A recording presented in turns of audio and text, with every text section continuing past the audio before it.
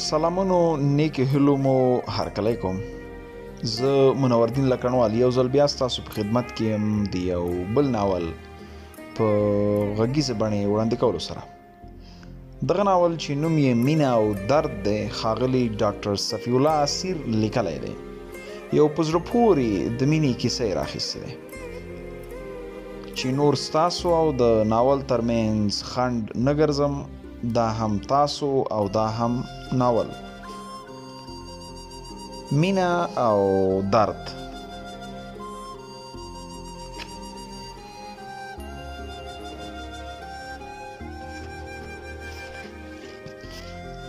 السلام علیکم ارمانه. وعلیکم سلام سپرلی. څنګه یې ښه؟ هو ګرانه ښه یم، خو زړه مې ډېر خواشینی دی. ولې څه شوي؟ څه ووایم وروره، خو په تا مې باور دی زه مین شوی یم. یوه خاپیرۍ. خاپیرۍ؟ هو وروره، هغه مې ډېره خوښه ده. د هغې مینې خو زه تباه کړم. دا څه وایې سپرلیه؟ مینه او ته؟ هو ارمانه، مینه او زه. له څو میاشتې مې بد حال دی. زړه مې له هر څه موړ شوی دی. په ژوند مې تنګ یم. تعلیم ته مې هم زړه نه کېږي. نو اوس پوه شوم چې ته ولې ګډوډ یې.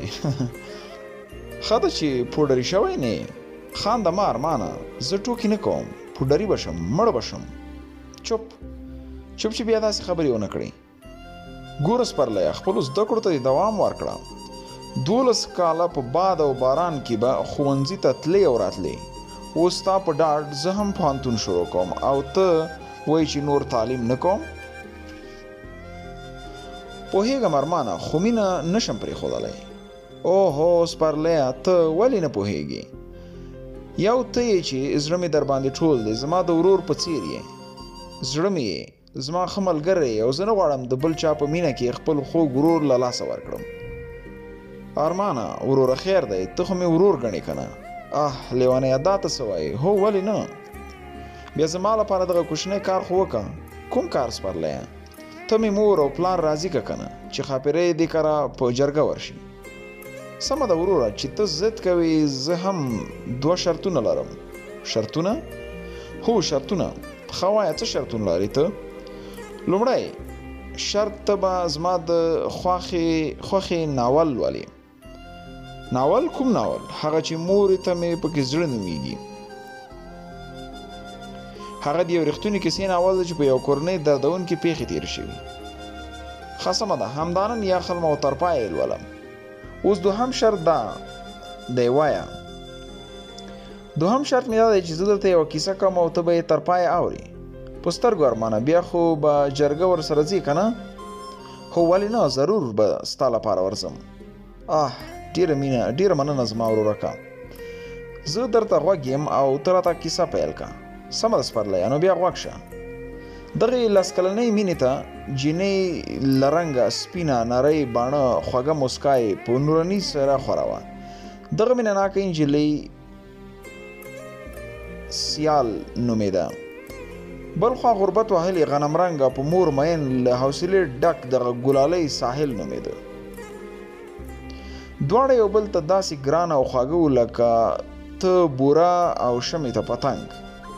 ساحل په 11 صنف کې و چې ښوونځي ته به تله راتله او سیاله چې د ښه راتلونکي لپاره په زړه کې په انبارونو هیلې درلودلې. له مینې ناخبره د ښایست ملکه هغه هم په 8 صنف کې خپلې زده کړې به یې کولې. دا چې دوی څنګه میینان شول، اوس نو غوږ ورته څلور کړه. واه واه ارمانه، د مینانو کیسې مې ډېرې خوښېږي. شابه پیل یې کړه. ښه که نه، ته خو ساه واخله. اوهو ارمانه، ولې مې ځوروې؟ ووایه که نه.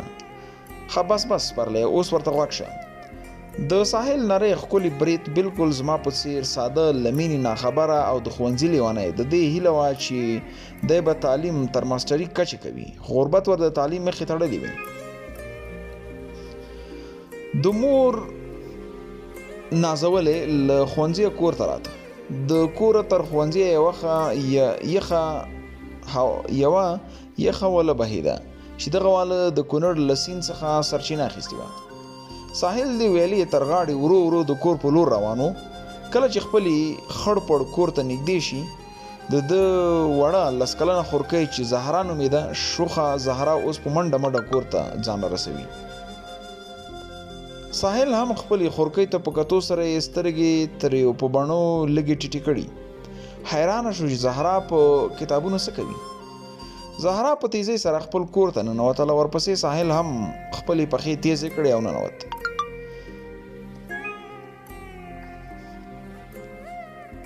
د هغو دواړو پسې د ښایست ملکه هم ننوته چې دغه زړه وړونکي بل څوک نه سیاله وه. د ساحل دی په کور کې شور ګډ شو. سیال یې له غوسې غوښتل چې زهرا له ویښتانو ونیسي او دا سر پرې گنجی کړي، خو د ساحل له ویرې په ژړغوني غږ وویل شابه ششکې زما کتابچه راکړه.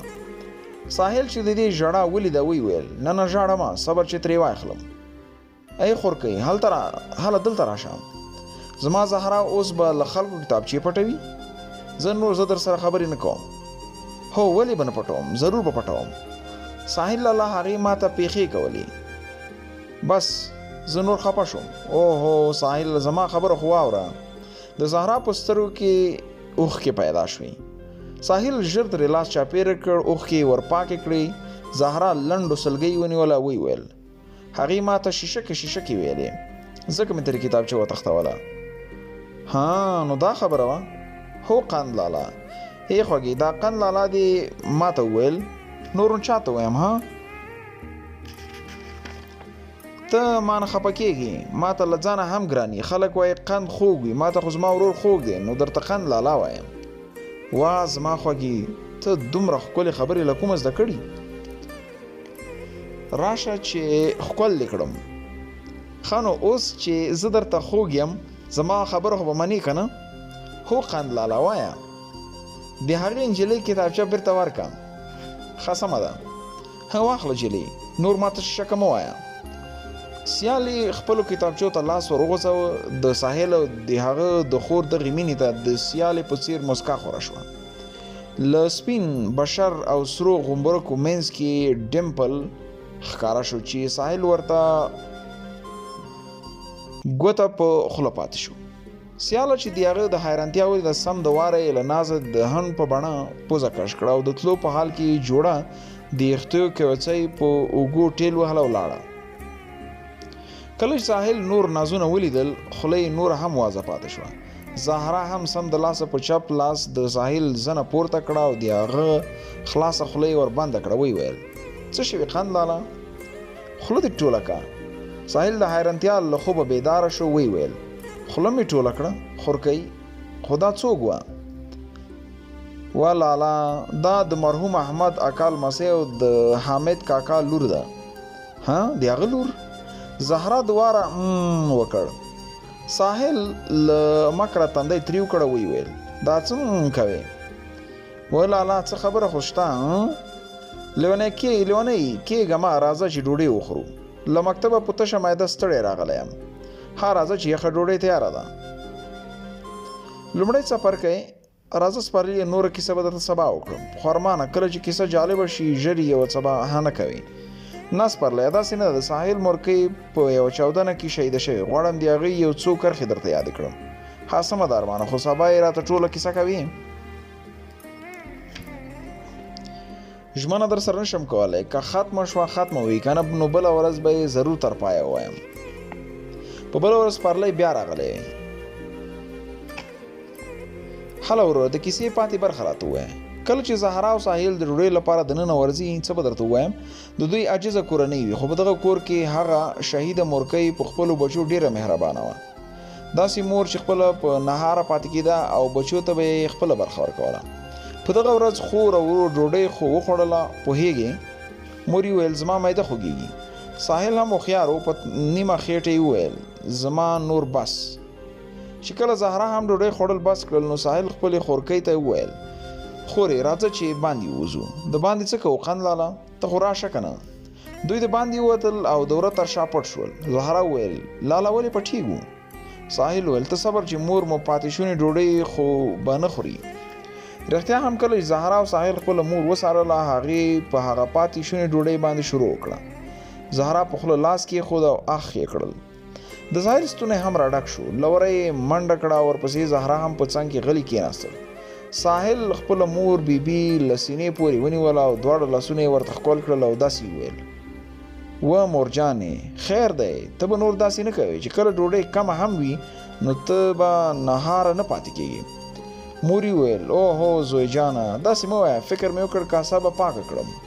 نه مورجانې، نور به یو ځای ډوډۍ خورو، که لږه وي او که زیاته. ښه سمه ده د مور نازولو.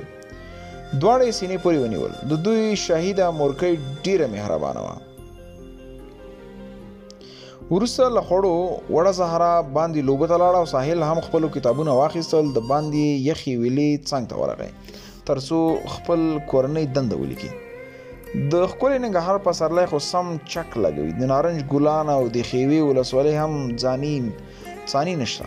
رنګین مازیګری او د رامبیل چامبیل ګلونو خوشبویي د احمد اکا له باغ راته. ساحل به همدوی باغ ته مخامخ روان شو. دغه خوشبویي د ده په ډېره خوښي ده چې لمر په ډوبېدو شو. ښکلې ښکلې د مرغیو چغې جوړې شوې. ساحل په سینه کې د مینې تیر ښخ شو. په دغه شیبه د ښایست ملاله سیاله د ده له مخه تېره شي. دوه نور نجونې ساحل ته په کتو شو او هغه بیچاره د سیاله په لیدو رنګ یې زیړ والوت. نجونو سیاله وسکونډله، ورته وویل: هی هغه هلک وګوره، تا ته ګوري. سیاله هم بیا هماغه د تیر په څیر عادت وکړ. پوزه یې کش کړه او هم یې وکړ. په دوهم او درېیم ورځې هم په همدغه ځای کې ساحل بې قراره درېده او هغه به چې کله له ښوونځي راته هماغه ورته عمل به یې ترسره کوو، د پوزې کږول او ورسره له نازه مسکا کول. ساحل به د خواشینۍ احساس کول. نور د باغ مخې ته نه ورته چې له دې عمل سره سیاله هم ناهیلې شوه او د هغه د درېدو ځای په تش لیدو سره خوابدي کور ته تله. خواشینی ساحل ستونی ستاغ په کټ کې اوږد وغځېد او زهرا راغله، ورته وویل: قنداله سر خو به دې نه خوږېږي؟ نه پوهېږم خورګۍ، صبر چې په لاسو یې درته چاپي کړم. زهرا پرې لاس ګرځوه او د هغه سترګې پټې شوې وې. دوهم څپرکی: ها نو بیا څه وشو؟ اوس پرلیه لږه ساه خو واخله، زه به اوبه وڅښم. ارمانه وروره، دا چې کیسه پیلوي بېرته غلی کېږي، زه خفه شم. اوهو اوس پرلیه مه خفه کېږه، دغه د دوه ګوټه اوبه مې له ستوني تېر کړل، اوس غوږ شه. شاهده مور یې په خوب کې راغله. د ساحل په لیدو حیرانه وه. ورته یې وویل: زویه څه شوي، ته ولې خفه یې؟ ساحل وویل: هېڅ مورې. نه زویه څه خو شته، هله نو قربان ووایه. ساحل خپله خبره په زړه کې پټه کړه او ویې ویل: مورې غواړم چېرته کار پیدا کړم. اوهو زویه دا خو ښه خبره ده، څه کار به کوې؟ مور یې د ویلې تر غاړې د حامد اکا یو دوکان دی، هغه به په کرایه ونیسو، خو یوه ستونزه شته. هغه څه زویه؟ د سودا لپاره پیسې. مور یې خونې ته ننوتله، له ګرد او غبار څخه ډک صندوق یې خلاص کړ، په څو ټوټو کې یې تاو کړي، یو چارګل یې ښیو. هغه یې راواخیست او زوی ته یې ونیولو. بیا یې ورته وویل: واخله زویه، دا مې راتلونکي انګور ته ساتلی و، ستا ناوې یادوم، خو خوابدی کېږم، کله چې په دوکاندارۍ کې دې ګټه وکړه بیا به یې واخلې. ساحل ویل: خو مورې دا خو ستا دی، له کله نه دې ساتلی؟ وا زویه زما او ستا چا ویشلي؟ ساحل خندونه شو. مرجان یې له تندي ښکل کړه. په سبا یې د حامد اکا پسې د هغه باغ ته ورغی. د حامد اکا په تندي به د همیش لپاره د تریتوب ګونځې ښکارېدې. ساحل د هغه څنګ ته ورغی. السلام علیکم حامد اکا. وعلیکم سلام، خیر خو دی؟ هو اکا، هغه دوکان مې په کرایه نیولو. د تریتوب کرښې په تندي راغلي. ویل: د میاشتې 200 کلدارې درنه اخلم. سمه ده اکا، سبا له خیره ځم ښار ته او سودا پکې اچوم. ساحل د څو ورځو په جریان کې دوکانداري جوړه کړه. سهار به ښوونځي ته تله او ماسپښین به یې دوکانداري کوله. د ده مصروفیت پیدا شو او سیاله به هغې ځای ته بار وتله په کوم ځای کې چې با ساحل درېده. ساحل هم په دغه ورځو کې به ډېرې ستړی کېده. ناوخته به کور ته تلو، ډوډۍ به یې کله خوړله او کله نه. سیده به خوب ځای ته ورسېده او ویده کېده به. مهربانه مور به د تر څنګ کېناسته او پخې لاسونه به یې ورته غوړلې او هغه به په دروند خوب ویده کېده. کله به چې ویده شو، د هغه مرغیو سندیزو زمزمو د ده په غوږونو کې شور جوړوه. سهار وختي به چې کله له دوکان ور خلاصوه، د رامبیل چامبیل ګلونو خوشبویي به دې ځان ته راښکاږه. لږ شیبه به باغ کې مخامخ کېده، بېرته به خپل ځان دوکان ته راته. مازدیګر شو. په وله کې اوبه تیزې او مستې روانې وې. ساحل د اوبو په لیدو سره باغ لوري ته روان شو. په دغه باغ کې هر مازدیګر د ده په لمونځ کولو په باغ کې چې کوم خوشبويي وه هغه به د ده د سیال یادونه په ګوته کول.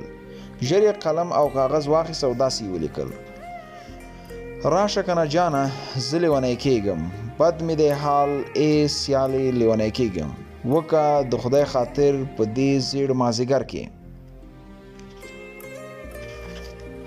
دیدن دې را نصیب کړه ستا په غم لیونی کېږم، د ګلونو خوشبويي مې زوروري کله ناکله، دې باغ نه د لوګی شم ګل په څیر زه مړاوی کېږم.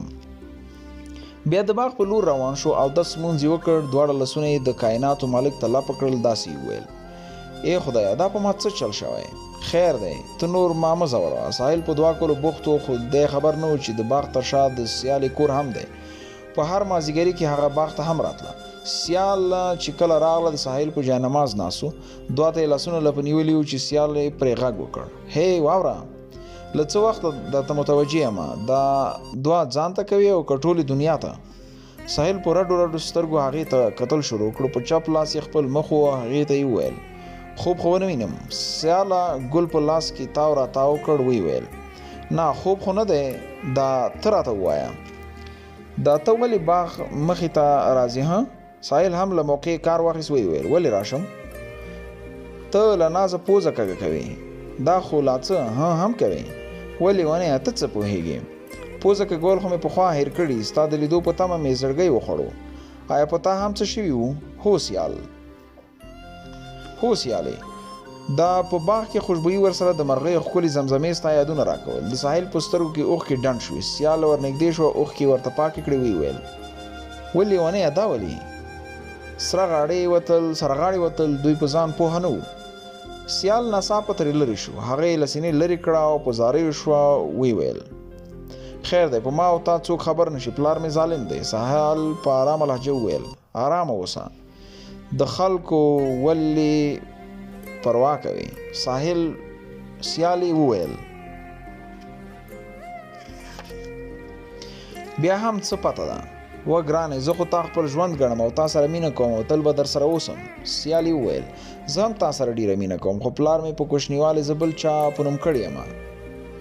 ساحل اخ کړل: دا څه وایې؟ خیر دی ووایه چې دا دروغ دی، رښتیا دی ګرانه. سیاله په ژړا شوه. ساحل ورته وویل: خیر دی ته مه خفه کېږه، د وخت په تېرېدو سره به هر څه سم شي. خو بیا هم سیاله په ژړغوني غږ کور ته لاړه. ساحل خواشینی دکان ته لاړ. سیالې دروازې سره ولاړې خپلې اوښکې پاکولې. مشر ورور یې چې میوند نومېده هغه له پلاره په تروش تندي وړی و. خور سره مخامخ شي. ویلې ورته: ته ولې ژاړې؟ سیالې له ویرې وویل: هېڅ باغ کې سترګو کې مې د توت پاڼې ولګېدې. میوند خبره ګونګه کړه او د سیال څارنه یې پیل کړه.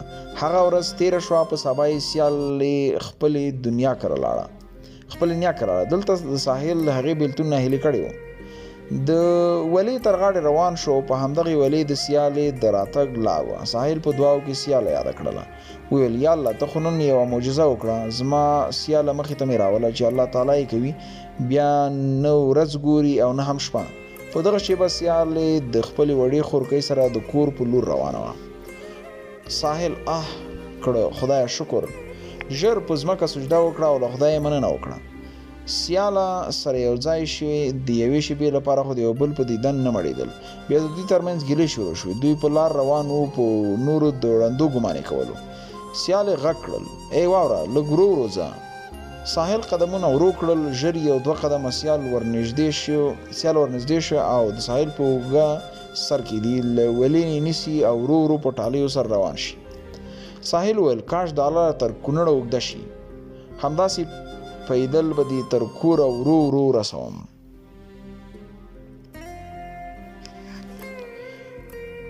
یو لاروی دوی ته پام شي. سم لواره میوند ته شیطاني کوي چې کله کور ته ورسېږي تروش ورور یې مور ته هر څه په ډاګه کړل او سیاله یې ښه ورټله.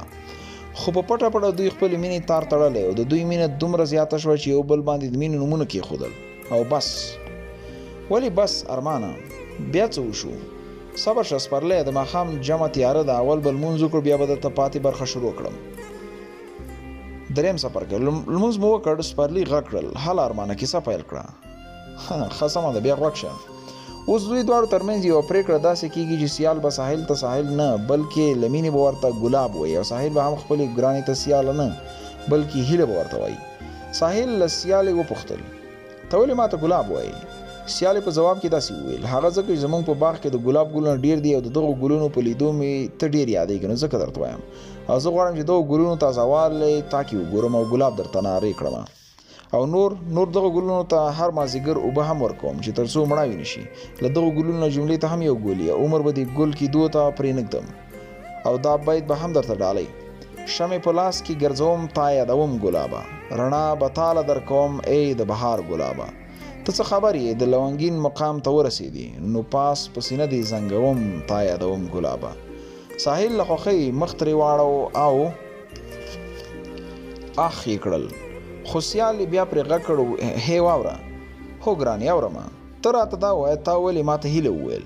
ساحل د نارنجو ونو ته لاس اوږد کړ څو ګلونه ترې وشکول او پر سیالې یو دانه وشیندل بیا یې داسې وویل په قدم قدم مې زړه ته راغلی نه اشنا څه سم مې زړه ته راغلی کوم بهار کوم پسرلی کړم در په نښه لکه څاڅکی د شبنم مې زړه ته راغلی زما د ژوند یوازینۍ هیله به ته او تل به در سره مینه کوم خو چې ته بې وفا نه شي. سیالې له غوسې تندی تریو کړ ساحل په خبرو کې ور ولوېد څه وشو ګرانې؟ سی وویل ولې راته د بې وایفایي خبره وکړه اوهو ټوکې مې کولې. سیالې بیا له نازه پوزه کږه کړه او ساحل له شوخۍ هغه له پوزې کش کړه ورته یې داسې وویل زما هیله له هوري کمه نه ده تل به راسره وي که هغه د همسا نیولو عمر ته هم ورسیږي. سیالې له خوښۍ خپله ثباتي ګوته وچیچله ویې ویل رښتیا ساحله؟ هو مګر ساحل څوک دی؟ وبخه نه ګلاب هغه هم زما د اوربل. د ساحل په څیر مسکا خوره شوه ویې ویل مننه سیالې. د سیالې په تندي د غوسې کرښې ښکاره شولې یوه سترګه ښکته بله پورته کړه ویې ویل څه بدل دې واخیست سیال نه زما هیله ناڅاپه کټ په خوځېدو شو. زهرا له ویرې ژر ساحل له خوبه بیداره کړ. ساحل چغه کړه اخ. زهرا وویل څه وشو خندلاله؟ هیله څه وشوه؟ هیله څه شوه؟ ای قنداله دا ته څه ګډوډي وایي خوږې ما ته رایاد دي. مور بیبي څه وشوه؟ هغې ما ته خپل چارګل هم راکړی و. ای قنداله دا ته څه کوې؟ مور مو کله ژوندی ده؟ هو خورکۍ ته رښتیا وایي خو خورې کله چې هغې خپل چارګل راکړ بیا یې راته وویل چې زویه دا خرڅ کړه او خپله دوکانداري پرې وکړه او دا یې هم راته وویل دغه چارګل ستا د ناوې لپاره مې ساتلی. زهرا ته پوهېږې؟ نه وروره. بیا مې هغه خرڅ کړه او له حامد اکا مې د دوکان په کرایه ونیولو. والله دا هر څه خوب و بس تېر شو ځکه چې ته ستړی شوی ویده یې. خوږې که دا رښتیا هم خوب وي نو هغه زوړ بکس خلاصوم راځه چې خلاص یې کړو. خور او ورور په بیړه ورځي هغه زوړ بکس سره خلاصوي په څو ټوکو کې تاو کړی چارګل هماغسې پروت وي. ساحل او زهرا په کړیکو شوي. ساحل هغه چارګل واخیست بیا دواړه د هدیرې لوري ته ورغلل او په ژړا یې ځانونه ستړي کړل. له سړکه غاړې ځینې خلک ورتاو شول او په ساده الفاظو یې پوهول شروع کړل. وزویه تاسې ولې هغه ځوروئ؟ هغې ته دعاوې وکړئ په عبادت کې یاد کړئ. په دا رنګ ژړا سره تاسې هغه ته نور هم تکلیف ورکوئ. ساحل له خلکو په بهاني سره وویل خیر دی موږ څو شېبې یوازې پرېږدئ. خلک ترې لاړه او ساحل قبر ته نږدې شو. ورته یې داسې وویل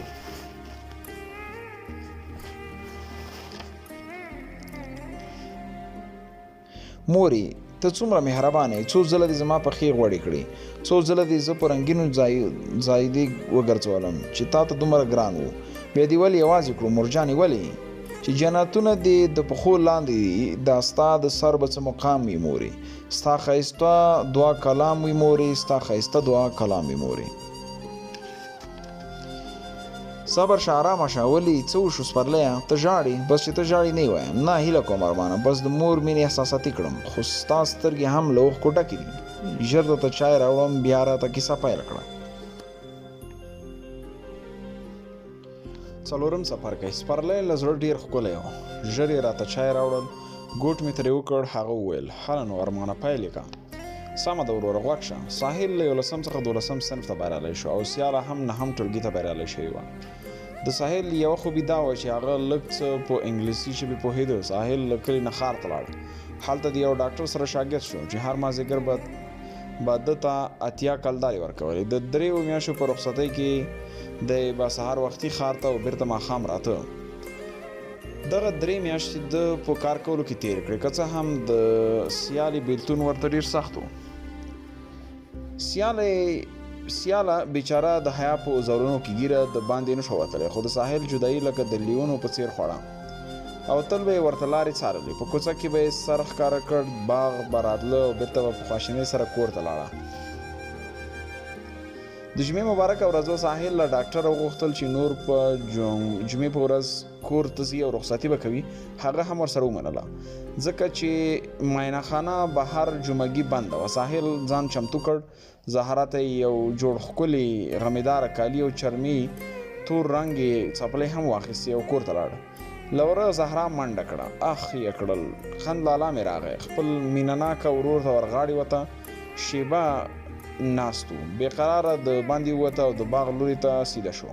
څو وارې د باغ بالا واخیسته، خو سیاله به نه ښکارېدله.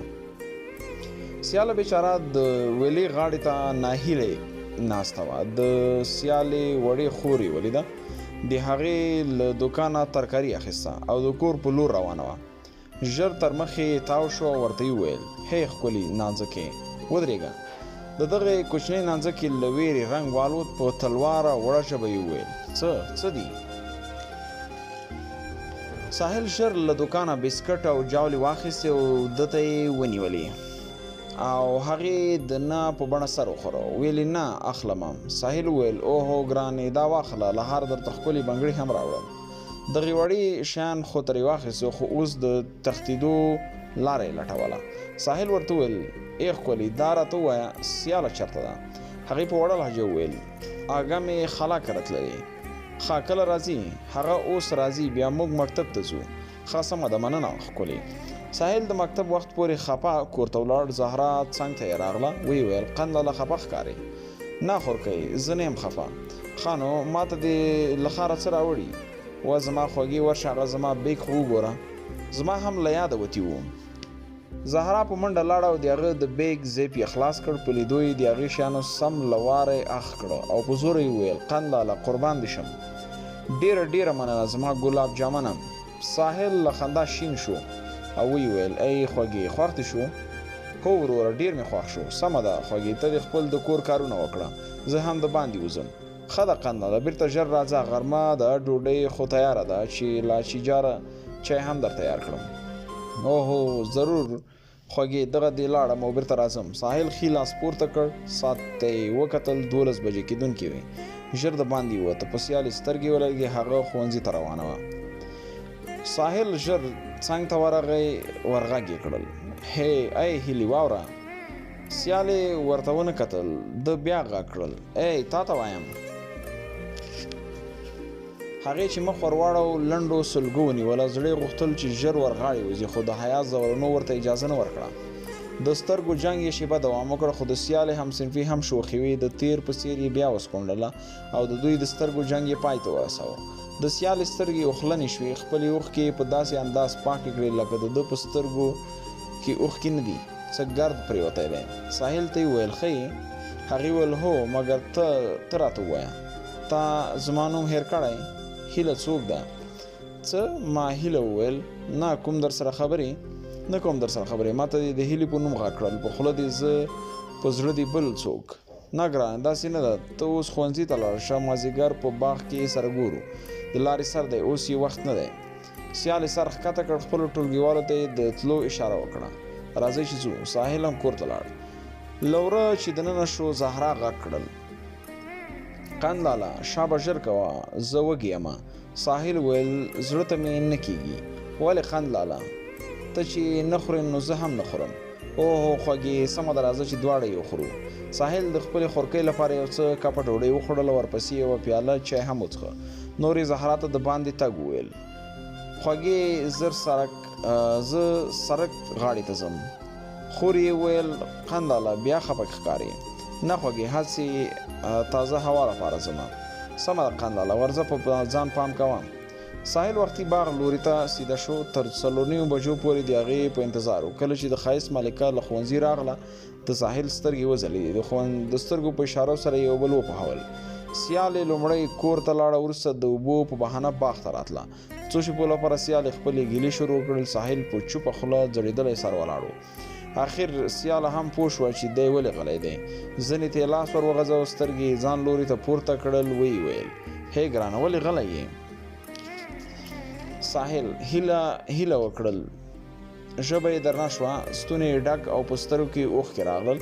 غوښتل یې چې وغږېږي، خو بېرته غلی شو. سیالې غبرګ لاسونه ترې تاو کړل او سینې پورې یې ونیوه او ویې ویل: ساحله، ما وبخښه، ډېرې ګیلې مې در څخه وکړلې. هغه وویل: نه ګرانې، ګیلې دې په حقه دي. لومړی دا کله چې ته ښوونځي ته تلې او ما د هیلې په نوم تا ته غږ وکړ، هغه ته وې. په خوب کې تا ما سره ژمنه کړې چې ته به ما ته د ساحل نه د ګلاب په نوم یادوي، او ما هم در سره ومنله، او تا ته مې وویل چې زه درته سیاله نه بلکې هیله درته وایم.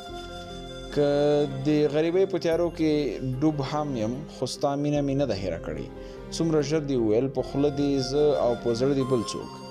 سیاله په کړیکو شوه، بیا ورغاړې وته. ساحل وویل: ژاړه مه زما ګرانې، زما هیلې. سیالې بیا هم کړیکو کې وویل: ډېره بښنه درنه غواړم. تا چې د خوب کیسه وکړه، زه دې ځان ته خجالته کړم. ستا خوب به زه رښتیا کړم زما ګلابه، زه نور درته ګلاب وایم. مننه زما هیلې. سیاله یوه غوښتنه مې وه. ووایه ګلابه، شاید د غربت له کبله ژر درسونه ونه ګورم. دغه موبایل شمېره مې واخله. ای ګلابه، زما خو دې سودا کړه، چېرته لرې خو به نه ځې؟ نه ګرانې، همدلته ښار کې به یم. بیا هم اړینه وه چې شمېره مې درکړې وای. سمه ده، خو څه زما هیلې، بېلتون دې ګران دی ګلابه. ګوره هیلې، که د 100 کالو هم شي، تل به در سره مینه لرم. ساحل په تلو شو. سیالې بیا هم ورغږ کړل: ای واوره، ستا د خوب په خاطر داسې وایم. تا په سلګو کې تېره کړه، ما نه خو دې خپله کیسه هېره کړه. اوس خو به خبرې هر ځای کېږي، نو تا د راز خبره را برسېره کړه. ډېره مینه در سره لرم زما ګلابه، ډېره زیاته. مننه زما هیلې، زما مینه به تا هېڅکله بې مینې نه کړي. زه اوس درنه ځم. ساحل په تلو شو. سیاله وړه سلګۍ ووهله. ساحل بیرته ستون شو. ورته یې وویل: ای هیلې، تا په خوب کې راته ویلي وو پلار دې په کوچنیوالي کې ته بل چاته ورکړي. آیا دا رښتیا دي؟ سیالې وویل: هو ګرانه، دا رښتیا دي. هیله کوم ما ته یې وژغوره، زه نه غواړم چې هغه ما ورکړي. ته صبر ولره، الله جل جلاله به خیر کړي. زه در سره یم، ته هېڅ تشویش مه کوه.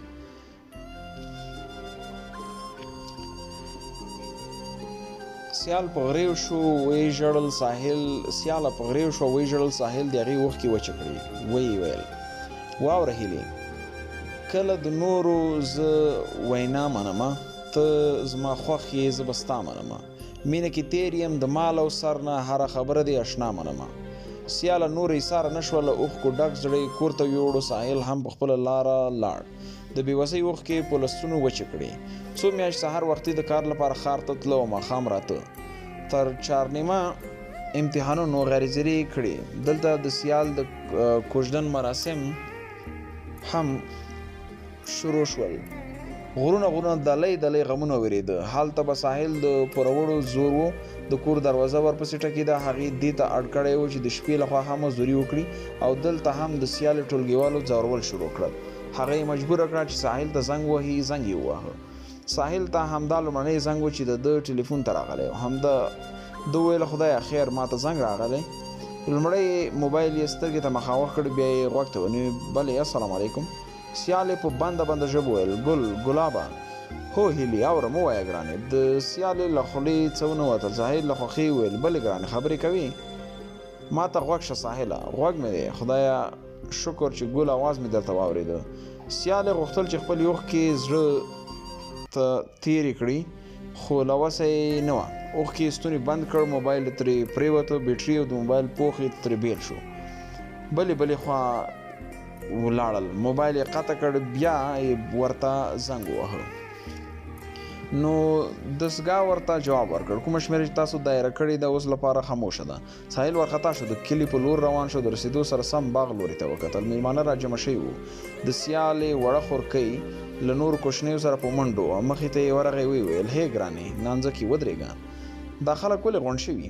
هغې په تلو کې وویل: د خور کوژدن مې ده. ساحل کړه. اوس د ده سترګو ته چا نه کتل. درد اوښکو د ده په غربت وهلې څېره لاره وکړه. له لاسو یې د مسافرۍ خیرن جامې ولوېدې، په چپه پرې راغله او سر یې هم وګرځېد. پړ مخ یې په سړک ولوېد. له مېلمنو ځینې کسان راغلل او دې وخت یې دی اوچت کړ. نرۍ شونډې د سړک کاڼو سره وجنګېدې. وینو دارې وهل لکه چیغه کړه. خلکو چیغه کړه مرسته وکړئ، کورنۍ یې چېرته دی؟ یوه بوډۍ ښځه چې ده به ورته مورکۍ کاوه غږ یې کړ. زه یې پېژنم، کور یې نږدې دی. ساحل بېهوشه اوچت او کور ته یې یوړ. زهرا لکه د لیونیو چیغه کړه قند لالا! په قند لالا مې څه شوي؟ مخ یې ورته وخوځولو. ویې ویلې پاڅه زما وروره، پاڅه که نه؟ ای قنده سترګې دې خلاصې که. بوډۍ ښځې زهرا له سینې پورې ونیوله. ورته یې وویلې خیر دی لورکۍ، اوس به په هوش راشي. شېبه تېره شوه. ساحل په هوش راغی. له خولې همدا کلمه ووتله، هیله مې چېرته ده؟ زهرا خبرو کې شریکه شوه. قند لالا هیله څوک ده؟ ساحل چوپ او ښي لوري ته یې وکتل. یوازې بوډۍ ښځه او زهرا ترې سترګو شو. ژر غلی شو. بوډۍ ښځې اجازه واخیسته او هغه خپل کور ته لاړه. زهرا لګیا شوه. ساحل چپ او ښي لوري ته وکتل. یوازې بوډۍ ښځه او زهرا یې تر سترګو شو. ژر غلی شو. بوډۍ ښځې اجازه واخیسته او هغه خپل کور ته لاړ. زهرا لګیا شوه. د ساحل په وینو ککړې شوې شونډې ورپاکې کړې. ورسره په خبرو شو. قند لالا اوس خو وایه هیله څوک ده؟ ساحل وویل خوږې هغه بل څوک نه، سیاله ده. قند لالا د هغې خو نن کوژده ده. هو پوهېږم، د هغې مرموز یې اوازې خو دې حال ته ورسولم. قند لالا تا ته چا وویل؟ د هغې کوچنۍ خور، هغه کوچنۍ نجلۍ چې کله په تلواره کور ته لاړه، نیغ په نیغه یې د ساحل کیسه یې داسې وویله. سیالې خورې، هغه خلک چې مخکې یې ستا پوښتنه راڅخه کړې وه نن بیا له موټره ښکته شوي دي. زه زما څنګ ته راغی، ویلې دا خلک ولې غونډ دي؟ خیر خدای. ما ورته وویل نن مې د سیالې خور کوژده ده. هغه اخ کړ، له لاسو یې جامې پرېوتې، په سړک ولوېده.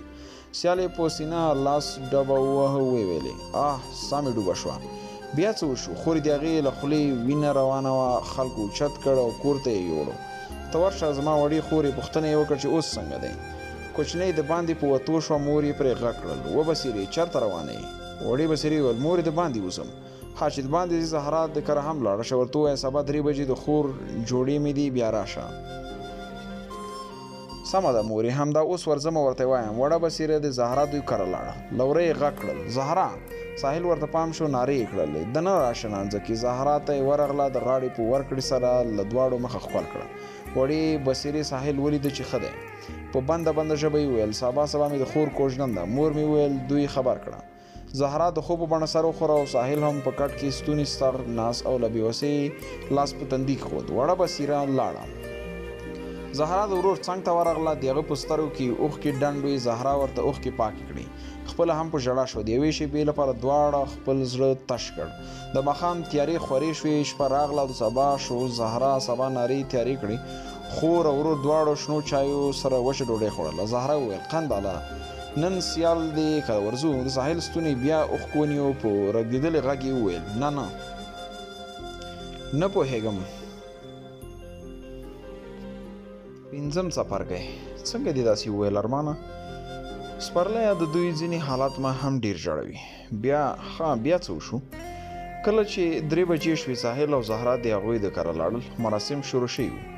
ډولچي خپل ډول ښه مست غږاو. نجونو د خوښۍ چکچکې وهلې. د زهرا زړه له خفګانه درز کولو.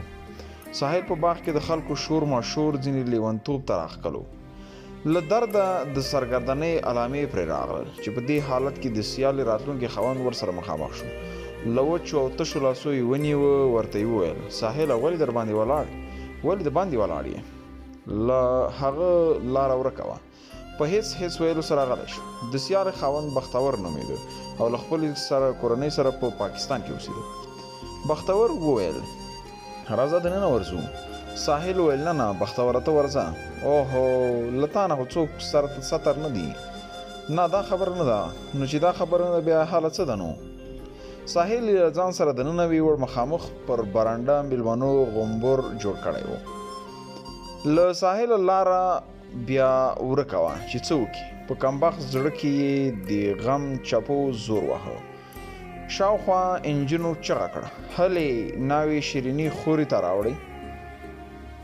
د ساحل په زړګي د ډب درزوزونو زور واخیست. په پښو یې یو قسم لړزه راغله. شونډې یې یو له بلې پسې په رپېدو شوې. ژړا تر ستوني پورې ونیوه.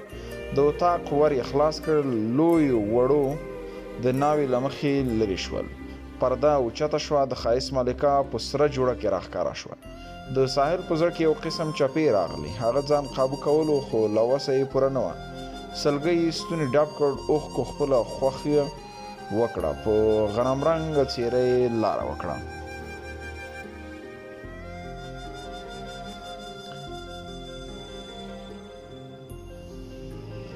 نه چې وی جانان ژوند به څه کړمه، سخت مې شو ګزران ژوند به څه کړمه. هر وخت پیغورونه راکاوي راته، هر وخت پیغورونه راکاوي راته، ګزي رقیبان ژوند به څه کړمه. ساحل کې نور درېدو شیمه نه وه. قدم قدم وروسته لاړ. په اوښلونو سترګو یې لاس تېر کړ. اوښکې یې پاکې کړې. د زهرا ورته پام شو. په منډه بنډه یې څنګ ته ورغله. غږ یې کړل، ودرېږه قنداله. دا هېڅ ساحل اوښکې نور نو تم نه شوې. تار تار یې پر مخ ولاړې. په دواړو لاسو یې مخ پټ ونیو. غوښتل یې له نورو څېره پټه کړي او د باندې لاړ شي. بیا خور او ورور سیالې ته وکتلې. د هغې هم ورته پام شو. ساحل د سترګو کونجونو کې وویل، ای هیلې، سترګې مې ړندې شه، دا پرې څه وینم؟ ښه به وي له دې نه چې یې نه وینم. سیالې په تندي لاس کېښود. اوښکې سینګار له مخه ویوړ او په زړه زرې زرې شوه. زهرا هم د ونې مخ ته کېناسته او د غم په ژړا یې زړه سپک کړ. ساحل نوره چاره نه درلوده. هغه له دې وېرېده چې معصومه خورکۍ چېرته په بدو کې ترې لاړه نه شي. هسې هم د پښتو سختو رواجونو د مینانو په زړونو کې داسې داغونه ایښي چې پوښتنه یې مه کوه. ساحل په تلو کې زهرا ته د نه په بڼه اشاره وکړه چې مه ژاړه. زهرا چې اوښکې وچې کړې او هغه د باندې ووتو. زهرا بیا په منډه منډه بام سر ته وخته تر څو خپل ورور وڅاري. هغه کمبخته د اوړي په سخته ګرمۍ کې په ژړا ژړا د جوارو پټو ته ننوځي. له بامه زهرا ولیده چې ساحل په ژړغوني غږ داسې وویل، ای الله، ولې مې ځوروې؟ اخر ولې؟ ای الله، سیالې خو تختولی هم نشم. که داسې وکړم د زهرا به څه کېږي؟ هغه خو به په بدو کې لاړه شي که نه؟ نو ولې ای الله ما ته څومره جزا راکوې؟ تا ته وایم ما سره وغږېږه. ای الله، هغو ظالمانو خو په کوچنیتوب کې ورکړې وه، اوس ما سره ته څه کوې؟ زما د زړه مالک خو ته یې. شابه، زه درنه خپله مینه غواړم، زما د زړه سکون غواړم. زما له زهرا، ما ته زما زهرا راکړه. ما زما هیله راکړه. په زیاتې بخښنې سره ما خپلې سیالې، خپلې هیلې ګڼلې. خیر دی الله، زه به ولږه تنده په ځان تېره کړم. له خوښۍ خاورې به په سر باد کړم که ته زما هیله ماته راکړې. زهرا له بامه چې د ده سوي فریادونه واورېدل په کړیکو شوه. د ساحل ورته پام شو. هغې غوښتل له بامه ځان وغورځوي. ساحل چیغه کړه، نه خورې پام، زما ګلالۍ، تا نه بغیر به زه مړ شم. سوال درته کوم، منت درته کوم، وګوره زه نه ژاړم، اوښکې مې دا دی پاکې کړې. سمه ده خورې، قربان دې شم، صبر چې څنګ ته دې درشم. زهرا وویل، نه قندلاله، همدلته ودرېږه، زه ستا ځورېدل نور نه شم زغملی، غواړم چې مړه شمه. نه خوږې، داسې کوم څه مه کوه، راشه چې کور ته ځو، زه وږی یم. ما ته ډوډۍ نه تیاروي؟ هو، ولې نه قندلاله، هله نو راشه چې ځو. ساحل په منډه ورغلو. زما په سترګو کې خو هسې هم د اوښکو باران و، خو په دغه شېبه سپرلي هم ژړا ته زور ورکړ. ویې ویل، زه به کیسه بس کړم، ته د واره ژاړې. هغه وویل، نه ارمانه، خدای ته وګوره، کیسه راته پای وکړه. ها سمه ده، غوږ شه. شپږم څپرکی. کله چې زهرا څنګ ته ورسېده، له سینې پورې کلکه ونیوله. خور او ورور په ژړا وو، خو د دوی ژړا چا هم نه اورېده. په ساحل د زړه حمله راغله. ټوخ ټوخ یې کړل. له خولې سرې وینې روانې شوې. زهرا چیغه کړه، قندلاله، هلی قندلاله مې وژغورئ. د حویلۍ ولاړو کسانو منډه کړه.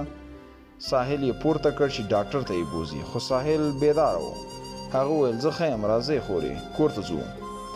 زهرا ورسره شوه. دواړه کور ته روان شول. سیالې د اوښکو په جاله کې ډوبه وه. له بېوسۍ یې سترګې ډنډې پاتې شوې. مور یې ورته برنګ برنګ کتلې. ساحل لاړ، خو وروسته یې نه کتلې. خو سیالې خپلې سترګې په هغې کې ښې کړې وې. له ګوګله یې غږ پورته شو، ای ګلابه مخ دې راواړوه. هغوی پناه شول او د سیالې سترګې همداسې غړېدلې پاتې شوې. د زړه رسۍ یې تړلې پاتې شوې. اخ یې کړل. ژوند مې ټول جانانه ستا په لاسو کې دی، زړه مې لکه خاورې ستا په پاخو کې دی. خلک راته ستا په مینه ګوري نه، ستا د مخ تصویر مې په لیمو کې دی. مراسم ګډ وډ تیر شول. میلمانه لاړل. سیالې خپلې خونې ته لاړه او په ژړا یې ښه زړه سپک کړو. مور یې راغله ویل ای لورې دا ته څه کوې؟ هغې غلې ویلې نه پوهېږم مورې، بس چې څه کېږي خو پایلې به یې ښه نه وي. دا ته څه وایې لورې؟ هو مورې زه رښتیا وایم، یو مې ارزو هغه مې هم له لاسه ورکړه. ګوره لورې زه په تا ښه پوهېږم خو پلار به دې تا ووژني. زه خو یې پخوا وژلی یم کله چې هغه په کوچنیتوب کې د بل په نوم کړې ومه. زما د ژوند فیصله یې پخپله وکړه. اوس ژوند کوم خو د یو بت په څېر. په ژوندونې خو مو مړه کړم مورجانې. صبر ولره لورکۍ. مورې زه حیرانه په دې یم چې د بختور سره به مې ژوند څنګه تېرېږي. واوره لورې نور دا هر څه هیر کړه، زمونږ پوزه به پرې شي. خو مورې ستاسو به پوزه پرې شي خو دلته به زما د ژوند جنازه پورته شي. نور نو په خوله لاس کې د غلی شه. زه ځمه چې مېلمانه رخصت کړم. مور یې ترې لاړه خو تر څو مېلمانه رخصت کړي او دلته سیاله ژړا ونیوله. د کوټې په کونج غونډه کېناسته. ژړغونې غږ سره یې وویل زما ګلابه ما هیر کړه، ما کړه هیره تا هیرومه، په کیسه دې پوهومه تا ته جوړ نشي پیغور. سوال رضاري درته کومه، تا به ورو ورو هیرومه، زړه به ورو ورو صبرومه. په ساحل هم د غم ټغر خور و. لمر په ډوبېدو د ماښام تیارې خورې شوې. په اسمان کې ستوري یو بل ته د خپلې رڼا شغلې ښودلې. ساحل چوپه خوله د ستورو سره په خبر و. دا چې دغه شپه په ساحل څنګه تیره شوه په خدای خو صرف یو الله تعالی ښه پوهېده. ښه شپه تیره شوه. سهار وختي ښار ته لاړ. ورځ تیره شوه. مازدیګر و چې ساحل ناراحته له ښوونځي راغله. سیاله د ساحل لیدو ته یې زړه پولی شوی خو پټه یې د خپل پلار له موبایله ورته زنګ وواهه. ساحل چې د زړه سکون یې نه و بیا یې هم موبایل غوږ ته ونیو. بل یې کړل. هغې ورته وویل جان ویل ستا هیلې یم زما ګلابه ته څنګه یې؟ هو جان قربان زما هیلې ته ښه یې؟ په نشتون دې مړ یم ګلابه. پرون په تا څه تیر نه شو. ما هم ټوله شپه په ژړا کې تېره کړه. وه زما هیلې څه درته ووایم، بس په نصیب کې به زما او ستا همداسې لیکلي وو. ساحل په زړه لاس کې خود څړیکه پرې راغله. اخ یې کړل څه وشو ګلابه وګوره ته ښه نه یې؟ ومې ویل که نه ګرانې زه ښه یم، بس حیرانه یم چې راتلونکي به مو څنګه وي. په دې خو زه هم نه پوهېږم خو چې څه کېږي به زه به تل له تا سره یم. ای ګرانې خدای مه کړه که تا هماغه ته واده شي زه به مړ شم، څنګه به ژوند کوم؟ چپ چې بیا داسې ونه وایې. مړه به شمه خو هغه ته به واده نه شمه. که پلار دې زورور شي بیا ساحله نور نو مه وایه. د خوښۍ خبرې راته وکړه. له پرونه مې ژړلي. اوس ته چېرته یې؟ زه اوس په سایکل ناست یم. د دواګانو یو څو سمپله نمونې راوړم. ها په سایکل یې؟ هو ته راسره ځې؟ هو ولې نه؟ ما له ځان سره ولاړی شي؟ هو ولې نه؟ فقط چې ډېره چاغه یې، ما غوندې هډوکي له وتلو ښکاري. ښه سمه ده. اوهو خفه شوې؟ دونه سیټه لرم مخکې کښېنه که نه؟ مخکې کښېنم چې هنډل ونیسم او تا سره خوږې خبرې وکړم. د خبرو دې تږي یم. بیا خو راځه په تمثیلي ډول خو در سره په سایکل وګرځم هله نو چې ټرافیک راته ټیر پنچر نه کړي. سمه ده ګلابه درځم چې ځو. ساحل او سیالې د خوښۍ په خبرو کې ورک و. هر څه یې هېر کړي وو. د مینې خبرې چې هېڅکله نه ختمېدونکې وې. ناڅاپه په سیال غږ وشو. ولوري چېرته یې؟ سیالې په وارخطۍ وویل ګلابه په ځان پام کوه، مور مې نارې کوي. ساحل هم له ځنډ پرته وویل ښه سمه ده ورځه زه هم ورځم چې دوا ورسوم. په الله تعالی دې سپارم ګرانه. زه هم ای واوره وایه جان له تندي ښکلوم. زه هم ګلابه. موبایل قطع شو. څو میاشتې ووتې د دوی په خپلو کې نورې خبرې ونه شوې. د ساحل امتحانونه شروع پای ته ورسېدل. په ښو نمرو له 12 ټولګي فارغ شو. د ساحل ټولګیوالو سترګې ځلېدې. د هر یو خپلوان په ګلپوش موټرو کې راتلل. د رزق د زورورق په شونډلو سره مبارکیانې ورکولې کېدې. بیا به خپلو موټرو کې کېناستل او تلل. د ساحل سترګې د مینې تږې همداسې خلاصې پاتې شوې. په دې تمه و چې سیاله به راځي، په دغه لار به راځي، په هغه لار به راځي. نه یې مور، نه یې پلار، نه یې ورور، نه یې کاکا او نه یې هم ماما. بس خواشینی په لار سیده شو. د ویلو یخې روانو اوبو سره یې د تل لپاره مخه ښه وکړه چې ده به د تل سیالې د راتلو لار ښودله. کور ته نږدې شو. زهرا دې ته په تمه وه چې قند لالا به یې راځي. دوره یې او پله یې خلاصوله او بیرته یې بندوله. بیا یې ژر منډه کړه. ګلي پاشان به یې چمتو کړل. د ګلو هار به یې جګه وراټیټوه. اوس به راځي، نه وروسته به راځي. په همدې تمه یې بس. ولې غلی شوې ارمانه؟ سپرلیه، د زهرا او ساحل سپېڅلې مینې ته مې هغه ټپه را یاده شوه. کومه ټپه ارمانه؟ هغه چې وایي خویندې چې کینې ورونه ستایي، ورونه چې کینې خویندې بل ته ورکوینه. اووم څپرکی. هو دا خو ده. بیا څه وشو ارمانه؟ ساحل خپلې کوڅې ته داخل شو. په دغه شیبه زهرا هم د وره پله خلاصه کړه. سترګې یې وځلېدې. له خوښۍ غږ پورته کړ. اخ قندول مې راغی. ساحل دننه شو. زهرا ژر لومړی پرې نوبت پرې وشیندې، زرورک پرې وشینده او بیا یې د ګلونو هار ورته په غاړه کې واچوه. د خوښۍ اوښکې در په معصومه څېره لاړل. غبرګ لاسونه یې خلاص کړل او ورغاړې وته. د یوې شېبې لپاره د مور نشتون ورسره نیمګړې کورنۍ دوی دواړو سره وژړل. ګاونډیان خپل ټول حیران کړل. دوی د زهرا ملګرې هم راغلې وه. هغې هم په وار خپلې اوښکې پاکې کړې. له باغه دوی له ځانه سره سره سپین او شیرچایي ګلونه راوړي وو. ټولو پرې په خپل وار وشیندل. د ساحل مینهناکه څېره ورسره د خپلې خورکۍ سره بې کچې مینې د دوو نجونو زړونه وګټل او هغوی پرې خپل زړونه بایلودل. هغو نجونو خپلې سترګې د ساحل په مینه خښې کړې وې. دوی له دې خبر نه و چې ساحل له 5 کلونو په سیال غرق او مین دی. کله چې ساحل ورته پام شو، هغوی ورته په ژورو سترګو کې د ده ننداره کوله. ساحل له حیا سترګې ښکته کړې. زهرا غږ کړل، قند لالا راشه چې خوله دې خوږه کړمه.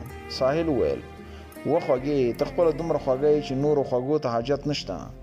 هله خوله وازه کم. خوله خو به وازه کم، خو تا دومره پیسې له کومه کړې؟ وقندوله، تا چې په 2510 روپۍ راکولي هغه به مې ستا د فراغت وروسته لږ سپمکولې. و زما ګوډۍ، ای د خوږو ته خو ډېره جالبه یې. که ستا غوښتو ته څوک هم راشي او په یوه پښه ودرېږي بیا هم زما جواب ستا جواب څه لالا؟ زما جواب خو بالکل نه وي. هو همداسې وکړه قنداله، زه هم ستا جدایي نه غواړم. هله خوږې راشه چې له تندي دې ښکل کړم. مننه قند لالا. واخله وروره، خوله دې خوږه کړه. راکه ډېر خوږه، بالکل ستا په څېر. زه خو بختوره یم چې نن مې ورور راته خوښي راوړله. او هو خوږې، تل به درته خوښي راوړم او په عمر کې به هیڅکله غم ته اجازه ورنه کړم چې تا راته وځوروي. اوس د خپلو ملګرو سره کښېنه، زه باغ لوري ته ورځم. ورځه قند لاله، خو په ځان پام کوه. ښه زما استاد، ضرور. ساحل باغ ته لاړ، خو له دغو نوموړو نجونو له کبله په مکتب کې هم په تنګ شوی و. یوه فاطمه او بله امیرا نومېده. کله به چې ساحل له ښوونځۍ راته، د سړک په سر به یوې مخکې او بله به ورپسې وه. ساحل ته به دومره حیا راتله چې نور به لکه د شادګل په تېښته شو او له ځان سره به یې داسې ویل: یا الله ته مې پرده وساته، یا الله ته مې ترې وژغوره. د فاطمې شوخي ډېره خوښېده. د ساحل ځارول، سکونډل ورسره پیښې کول. خو نن ورځ ساحل تر باغ لاړ. هر څه یې په زړه کې پاتې شول. خپلې باکسې ته یې لاس کړل، یو قلم ورسره د خاطراتو کتابچه واخیستل او زهرا ته یې لاس ور وغځاوه. زهرا د دې شیان ولیدل، حیرانه شوه او ویې ویل: فاطمې داسې دي؟ هغې وویل: زهرا دا مې ستا ورور ته د ډالۍ په توګه راوړي. مننه خورې، زموږ په خوښۍ کې شریکه شوې. نه زهرا، د مننې وړ نه ده. که ستا اجازه وي زه به لاړه شمه. د کور کارونه راته پاتې دي، شاید پاکستان ته لاړ شو. سمه ده خورې، راتګ نه مو ډېره مننه. د خدای په امان، په مخه دې ښه شه. د فاطمې مینه همدومره وه. بیا هغوی پاکستان ته کډه وکړه. د فاطمې ډالۍ په لیدو سره د امیرا خوا ورته بده شوه. هغې دا فکر وکړ چې ساحل رانه ونه ګټي. غونډه منډه زهرا ورته رانږدې شوه. ویل زهرا مشران وایي صبر وکړه چې د صبر میوه خوږه وي، خو زه وایم صبر سپي کړی و چې هډوکی ورنصیب شوی و. زهرا وویل په مطلب مو پوهه نه شوم.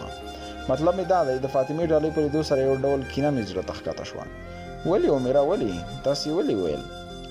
هغه ځکه چې زه د ساحل سره ډیره مینه لرم. ها دا خبره ده. آیا ساحل هم تا سره مینه لري؟ له هغې خبره نه یم، خو زه به دومره مینه ورکړم چې ساحل به هم را سره مینه وکړي. نه خورې نه، د ساحل په اړه به هیڅ نه پوهېږې. په څه نه پوهېږم زهرا؟ ساحل له شپږو کلونو راهیسې له سیالې سره مینه لري او سیاله هم لکه د لیونو په څېر د ساحل سره مینه کوي. هغوی دواړه د یو له بل لپاره جوړ شوي دي. د عمرې سترګې لوښکو ډکې شوې. په ژړغوني غږ یې وویل دا ته څه وایې زهرا؟ هو خورې ښه به دا وي چې د دوو میانو په منځ کې را نه شي. د امیرا زړه ټوټه ټوټه شو. په خوله یې لاس کېښود، بېواره اوښکې توی کړې او په شا لاړه. همداسې چې لاړه بیا نور د ساحل په طرف رانغله. ساحل لیونی په باغ کې ټوله ورځ تېره کړه، خو د سیال دیدن یې په نصیب نه شو. بېرته ستون شو، خواشینې کور ته لاړه. غوښتل یې کټ کې پرېوځي، خو زهرا پرې غږ کړل. قنداله هغه مخ ور واړه. ویل تاسې ویل خورې؟ زهرا چې د ساحل وضعیت ولید د فاطمې ډالۍ پټه کړه. ویل څه نه وروره چې خو به نه څکې؟ نه خوږې زړه ته مې نه کېږي، غواړم لږ ارام وکړم. سمه ده قنداله ارام وکړه. ساحل د بیلتون په اور کې سوځېده چې په دغه شیبه د دوی تره سلطان اکا ورسره د دوی کاني هم وه. دننه شو. زهرا غږ کړل قنداله پاسه اکا دې راغلل. ساحل د بیلتون له خوبه جټکه وخوړه او ژر پاڅېده. روغبړ یې ورسره وکړ. تر ډېره خبره ګونګه وه. شپه راغله ناوخته و چې خپل د راتګ مقصد یې ښکاره کړ. ساحل چې کاڼي لور ته وکتل، هغې خوله کړه ګوړه ګول کوله. بیا یې سلطان ته وویل. هغه هم له شین چای غوړپ وکړ او داسې یې وویل ساحله خویندې چې لوی شي باید په وخت د واده غم وخوړل شي. کاڼي هم له چایه ګوټ وکړ او نیمه پیاله یې په دواړو لاسونو کې نیولې. ویل کاکا دې رښتیا وایي؟ ساحل په خبرو کې ورګډ شو. په ځواب کې یې داسې وویل اکا جانه په خبر دې پوه نه شوم، خو اوس یې وخت نه دی. زهرا وړه ده، زه نه غواړم په دغه کمکۍ عمر کې چاته ورکړم. وبښئ ګوره وروره ستا مور خدای جل جلاله دې وبښي. هغې په کوچنیوالي کې موږ ته راکړې وه او موږ په خپلو کې سره ګوړه هم ماته کړې وه. منم اکا، خو خلک به وایي پلار یې عصبي و، مور یې د شهادت په خوب ویده شوې وه. یوه یې خور وه، هغه هم د 10 کالو په عمر کې یې ورکړه. د کاني خوا ورته تروه شوه. ویل ته اوس ولې اني بهانې کوې؟ نه کاني بهانې نه کوم، خور مې کوچنۍ ده. کله چې وخت راغی بیا به تاسو ته خبر درکړم. کاني له قهره د چای پیاله له مخې لرې کړه. کېښوده. ویل ته اوس له موږ څخه قصور اخلې؟ ځان دې له دوکانداره اکا په خیر په څیر جوړوي؟ نه کاني داسې نه ده. ګوره زه تاسو ته احترام لرم، ما د هغه په څیر مه ګڼې. هغه ځکه کله چې زما مور بیبي د دوکاندار اکا په جرګه تللې وه، هغې غوښتل چې لور یې د حمید لپاره وغواړي. پوهېږي هغه په ځواب کې ویلي و.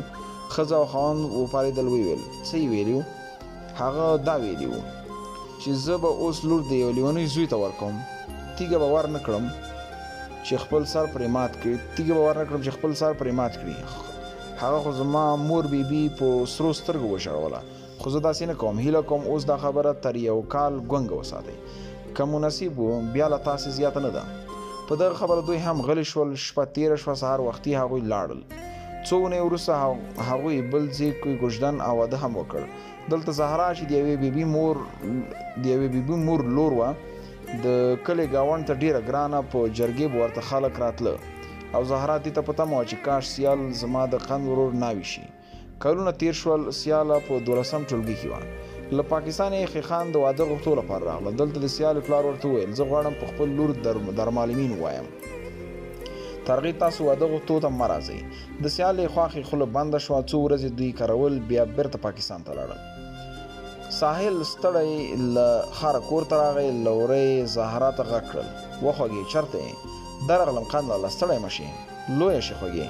ها قندول لالا نور مې څومره لویه وي. خوږې ما ته هماغسې کمکۍ ګوډۍ ښکاري. خاشوکه دی کمکۍ ښکارم، که لویه ښکاره شم بیا مې خلکو ته ورکړې. نه داسې نه ده خورې، زه خو خبر شوم نن بیا کومه ښځه ستا غوښتو ته راغلې وه. هو قنداله، خو ما ورته جواب ورکړ جواب څنګه جواب؟ هغه داسې چې تر څو مې قند لاله واده ونه کړي ما چاته نه ورکوي. ولې لیونۍ تا دروغ ولې وویل؟ نه قندله دروغ نه دي، همداسې به کېږي. خور او ورور په خبرو کې و چې د وره زنځیر ورشانګېد. ساحل ورخلاص کړ، د سیالې وړه خور وه. په وړه ژبه یې داسې وویل: چاهله راځه، خور مې ناروغه ده. هغه د کتل ته تله، په پله غوایي وهلې. ساحل د هغې په خبرو سم نه شو. ورسره بل ورور هم و، له هغې یې وپوښتل: و ضمیره څه خبره ده؟ ضمیر وویل: مونږ ډاکټر ته تلو، په پټي کې غوایي په منډه و. هغه په ښکرونو سیاله خور مې اوچته کړه او لرې یې خطا کړه. اخ هله ضمیره راځه چې ورشو. هلته سیاله په خلاصو سترګو د ساحل لارې کتلې چې اوس به راشي، زما ګلاب به راشي. د زړه زنځیر یې داسې وویل: راشه مسافره، آخري سلګۍ مې پاتې دي. مرم د زړګي سره، آخري سلګۍ مې پاتې دي. دوی چې تر څو تلل، سیاله په ملا کړوپه چادري شلېدلې ځانځولې کور ته ننوتې وه. ساحل تلواره د هغوی حویلي ته ننوتو. ساحل چې سیالې ته وکتل نو دلته د مور ورته پام شو. په عاجزو سترګو یې دواړو ته وکتل، نارې کړل: راځه زویه. ساحل په منډه څنګ ته ورغی او په ډک ستوني وویل: زما ژوند دې هم دا ستا شي، زما هیلې په تا دې نشي، دا مرګی ما ته دې راشي. ستا په تمه ژوند کوم، آخر هیله مې ته یې. تا ته چې درځي هغه مرګی دې ما ته راشي. هیلې زما ګرانې په تا څه وشو؟ شکر ګلابه چې ته راغلی. ساحل په ژړغوني غږ وویل: هو زما ګرانې. و ګلابه ولې ژاړې؟ زه ښه یم. ساحل ښي لاس تر سترګو تېر کړه او خپلې اوښکې یې پاکې کړې. چېرته ښه یې؟ که ته ښه وې نو داسې به چېرته پرته وې؟ ډېره ژوبله شوې که نه؟ و ګلابه ولې زړه خورې؟ ښه یمه، ته چې راغلې اوس بلکل ښه یمه. ساحل د هغې له تندي ایښته د ګوتو په واسطه تر غوږو یې ورته واړول. نرۍ مسکا یې له مینهناکه څېرې تېره کړه. د سیالې مور پوهېده چې دوی خو لیونې شوي، خو بیا هم د پښتو ناوړه دودونو ته غلې وه او ساحل ته یې وویل: واوره زویه، بصیرې او ضمیر ما درپسې لېږلي یو. کور کې مو څوک نشته، ته ښار کې بلد یې. زه تاسو سره نشم درتلی، خو د سیالې نیا به در سره شي.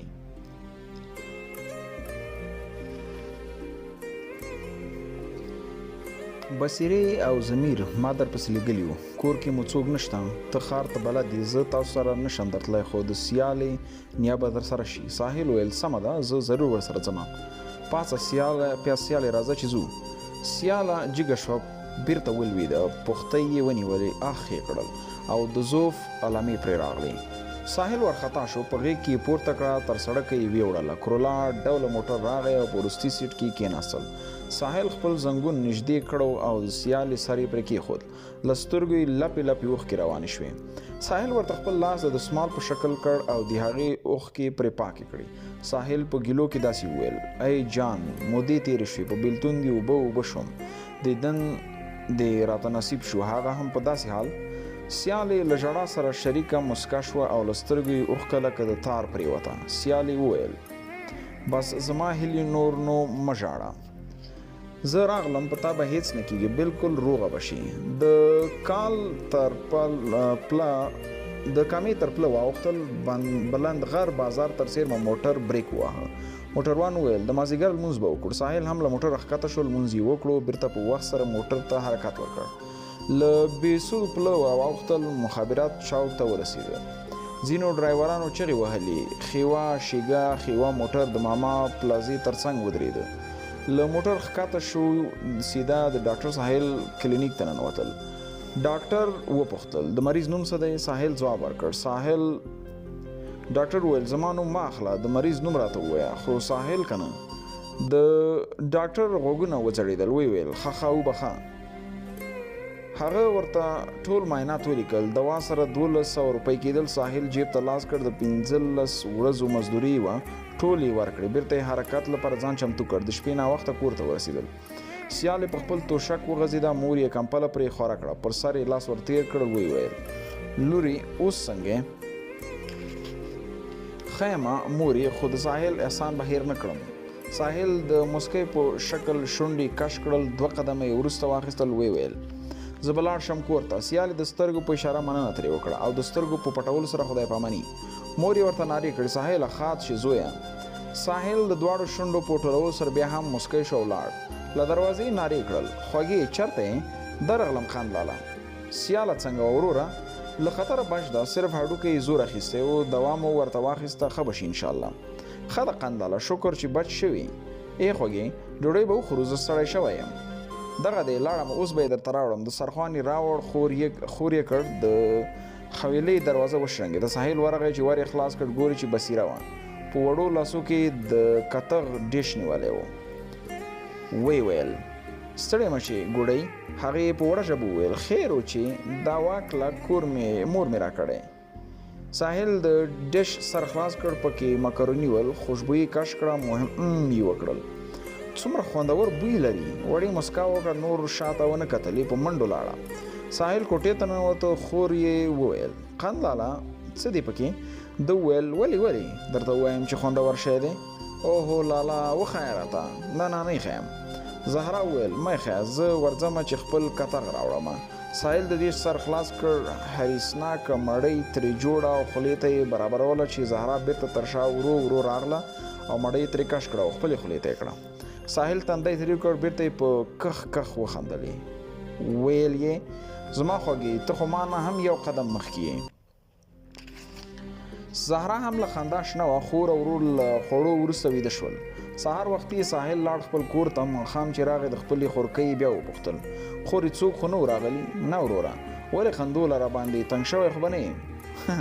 نه خوږې همداسې مې وپوښتل. سمه ده وروره، زه درته ډوډۍ تیاره کړم. نه خورې زه ستړی یم، غواړم ویده شم. شپه تېره شوه، په سبا یې بیا ښار ته لاړ. 12 بجې وې چې د سیالې دوی کره راغله. زهرا ورسره غوباډ وکړ. وروسته له هغې له زهرا وپوښتل ساحل څنګه دی؟ هېڅ ښکاري نه. هغه چېرته دی؟ هغې ویل قند ورور مې ښه دی او هغه اوس ښار ته تللی. ته ولې خفه ښکارې؟ نه خفه نه یم، خو زړه مې ناقراره دی. راشه کښېنه چې چای او ډوډۍ درته تیار کړم. نه زهرا مننه، مخکې مې درته شیشکه ویلي وو، ما وبخه. وا خورې څه چې تېر شو هغه هېر شو.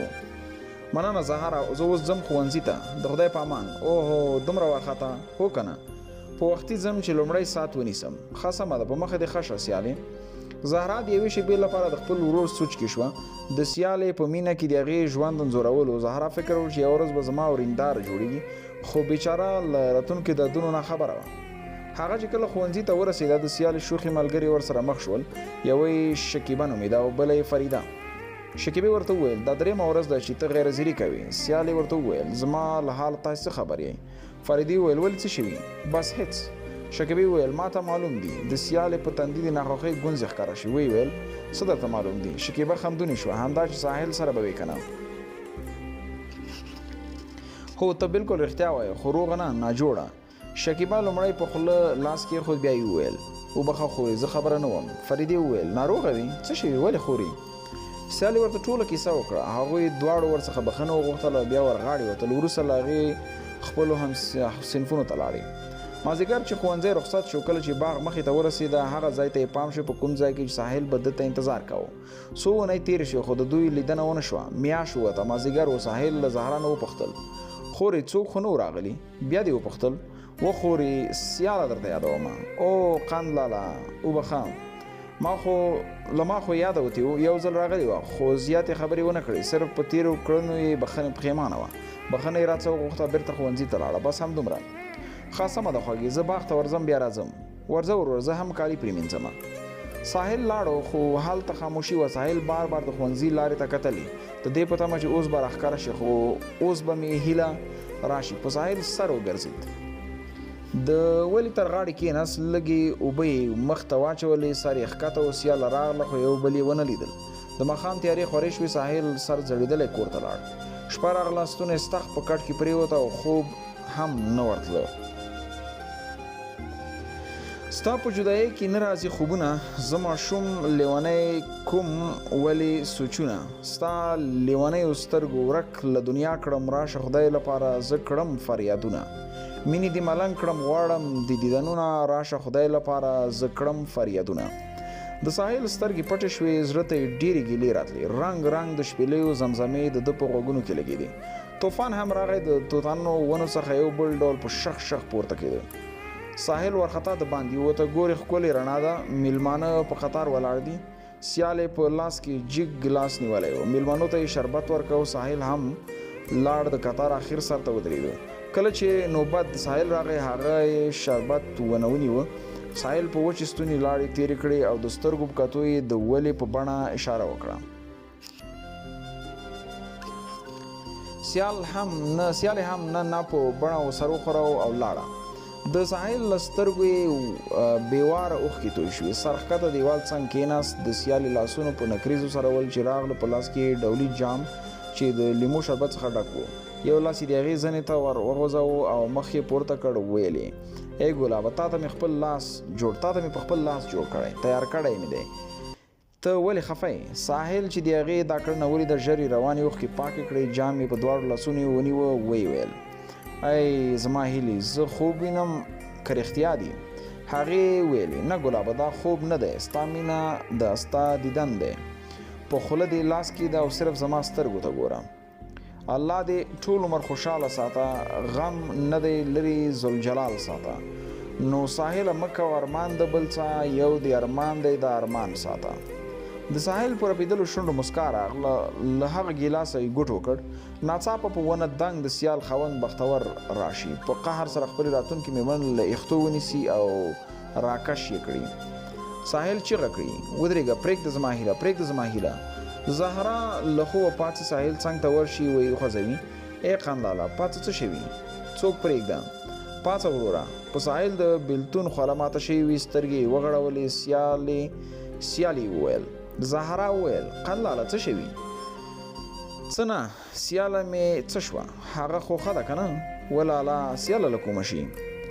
تا خوب لیدلی. زهرا ځانونه هم شوي. جمعې ته ځان ورسوه او د خیر دعا هم وکړه. هله ورور مې واخله اوبه وڅښه. ساحل یو ګوټ اوبه وڅښلې. بیا یې د اوبو لوښي څنګ ته کېښود او جومات ته لاړ. لمونځ یې وکړ. جوړه لاسونه یې دعا ته لپه کړل. ای الله ته مې سیاله مانه مه بېلوه. ای الله ای د زړونو مالکه ماته سیاله راکړه. د دواړو په جهانونو مالکه د سیالې پرته ژوند نشم کولی. ته مې اسره شه. ای الله. ساحل له جوماته خواشینې کور ته لاړ. تر څو ساعتونو ویده پاتې شو. زهرا هم په خپل خال پرېښود. د ساحل په ځورېدو لپې لپې خپلې اوښکې توی کړې. هلته سیاله هم له درده خپلې پوښتنې نیولې وه. له ښوونځي پاتې شوه او د ساحل په بیلتون کې د کوټې یو کونج کې ناسته وه. راډیو یې روښانه کړه. په هغې کې هغه سندره وه. راشه مسافره اخري سلګۍ مې پاتې دي، مرند زړګي سره اخري سلګۍ مې پاتې دي. راډیو یې بنده کړه او په چیغو چیغو یې وژړلې. مور یې راغله ویې ویل څه شوي لورې ولې ژاړې؟ سیالې هېڅ ونه ویل. په ورو ورو یې خپل ژړا ته دوام ورکړ. مور یې پرې پوه شوې وه خو بیا یې هم سترګې پرې پټولې تر څو د پښتو ناوړه دودونو ته خپله سینه لکه د سپر ونیسي. خو د دغې پښتو له کبله د دوو معصومو زړونو لکه د شمعې ویلي شول. کله چې مور یې باغ ته لاړه شي ساحل د پښتو هر ډول د ودونو په هېرولو سره د دوی حویلي ته ننوځي. د سیالې ورته پام شو. سترګې یې وځلېږي. دواړه لاسونه په سینه کېښودل او داسې وویل خدای شکر ګلاب مې راغی. ورمنډه یې کړه او ورغاړې وته. د یوې شېبې لپاره دواړو خپلو کې سره ورک وو ځکه چې دغه شېبه له نورو سره جلا وه. دا د مینې پتنګان یو بل داسې ته غاړې وتې وو چې ما ته هغه سندره رایاده شوه. داسې غاړه غټې ښیو. نن به یو سبا به نه یو، موږ به پوره سپوره نه یو، خو په مینه چې ماړه یو داسې غاړه غټې ښیو. نن به یو سبا به نه یو. د حویلۍ ور وشرنګېد. دوی د مینې تر پرېشو. سیالې ترې لرې شوله. ویې ویل هله ګلابه مور مې راغله. مور یې حویلۍ ته داخله شوه. ساحل دننه کوټې ته ننوت او د اشدارې پردې تر شا پټ ودرېد. سیاله له ویرې برنډې ته ووتله. مور یې غږ کړل لورې شفتله مې راوړې راځه چې پاکوو یې. سیاله ورغله. د مور څنګ ته یې کېناسته. پر پراخه هرکاره شفتله واچوله او مور د شفتلې په پاکولو بوخت شول. ساحل په چپ لاس کې د پردې څنډ لوری او ورور لرې کړ. هغوی دواړو سره خبرې کولې. بېرته چې پرده یې خوشې کوله درب شو. له کوټبنده ځوړند شوی پلاستیک وغورځېده. سیالې ورو غوندې د اطاق په لور وکتل. مور یې وویل لورې د څه شي درب شو؟ سیالې په لړزېدلي غږ ځواب ورکړ نه پوهېږم. خیر څه بل ویدلی وي ته شفتله کې اوبه واچوه زه ورځم چې نغرې اور تازه کم. سمه ده مورجانې. ساحل ورو ورو پلاستیک په پورته کولو شو چې زړه ته یې د لټون سودا ولوېده.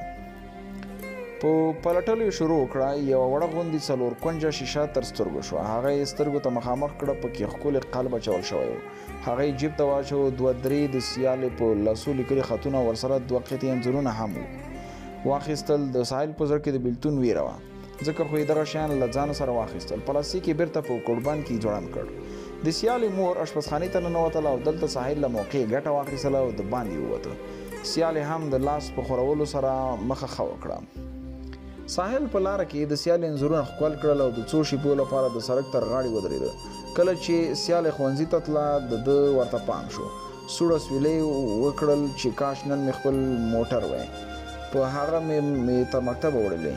سهار چې کاته لاړ د پله بهسود پورې غاړې د ګل کریم پمپ تر څنګ په لوحه لیکل شوي وو ننګرهار د تخنیکي او علمي ډرایورۍ د زده کړې کورس. ساحل له ځان سره فکر وکړ لومړی به ډرایوري زده کړم که موټر مې واخیست ښه به وي که نه نو د بل چا موټر به یې له ښوونځیه تر کوره ویسم. نهم څپرکی. سپرلیه ووایه ارمانه دا هم ډېر عجیبه وي که نه؟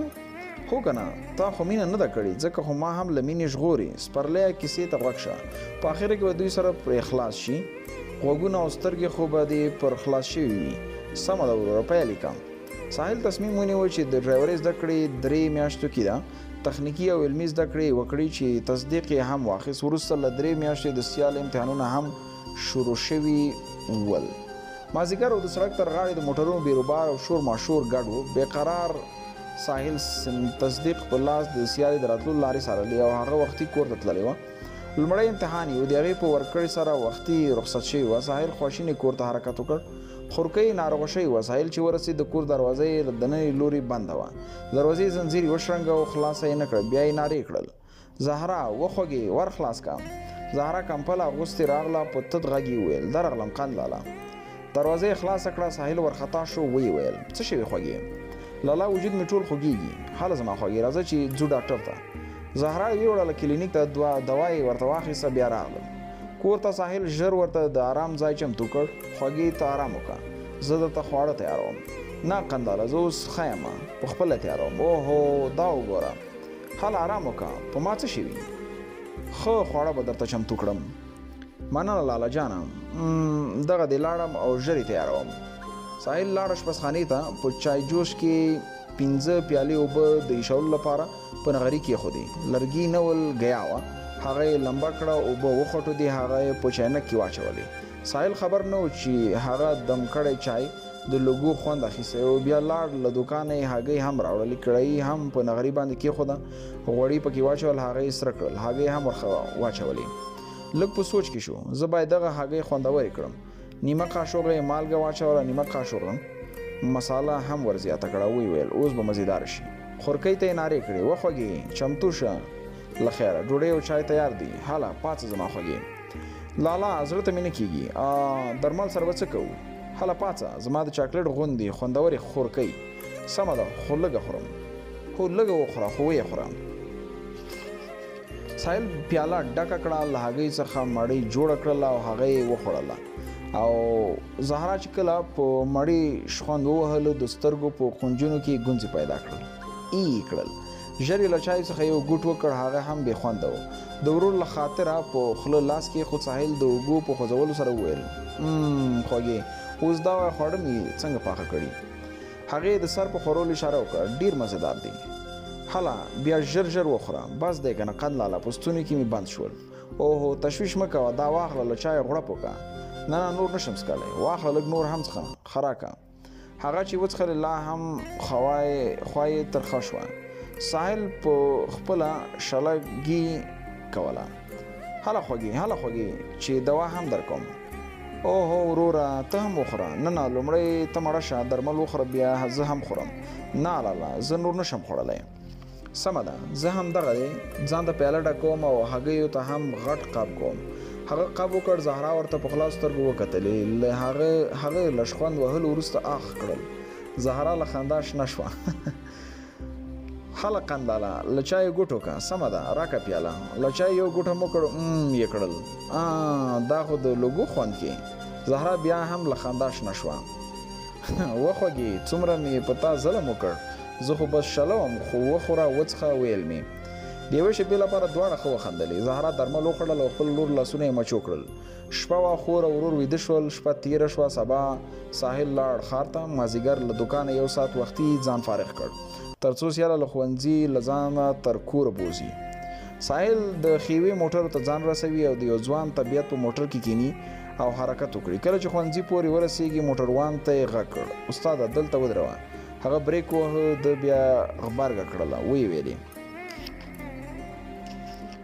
استاده ځای خو هسې هم نږدې دی موټروان وویل هو ولې که نه خفه کېږي ته دا سپاره کسان تر هډې ورسوه بیا بیرته همدلته راشه نه ولې به خفه کېږم سمه ده بیرته راځم باید یادونه یې وکړم ستا موټر د 1 کیلومتر په اندازه په کرایه اخلم د پیسو خبره مه کوه بیرته ژر راځم موټروان په 10 دقیقو بیرته راغی اوس ساحل وویل هغه مخامخ دوکاندار ویني هو هغه زمون خپل دی ته له هغه سره کښېنه زما په زړه کې دغه یو ارمان و چې په خپل موټر کې به خپله مینه تر کوره رسوم خو قسمت مې موټر اخیستل نه و ځکه مې له تا څخه په کرایه وغوښته موټروان وویل بېغمه ورځه زه به ستا د بیرته راتګ پورې انتظار وکړم ساحل ترې مننه وکړه او موټر یې د ښوونځي تر څنګ ودرو له مکتبه چا چې به امتحان ورکو هغه به رخصتېدل ساحل به کله یو خوا او کله بل خوا کتلې اخر هم سترګې وځلېدې سیاله راغله او په ساحل یې نظر پرېوت له هغې ژر ژر څنګ ته نږدې شول هغه ورته اشاره وکړه هله زما هیلې جانې موټر ته وخېژه په موټر کې کېناسته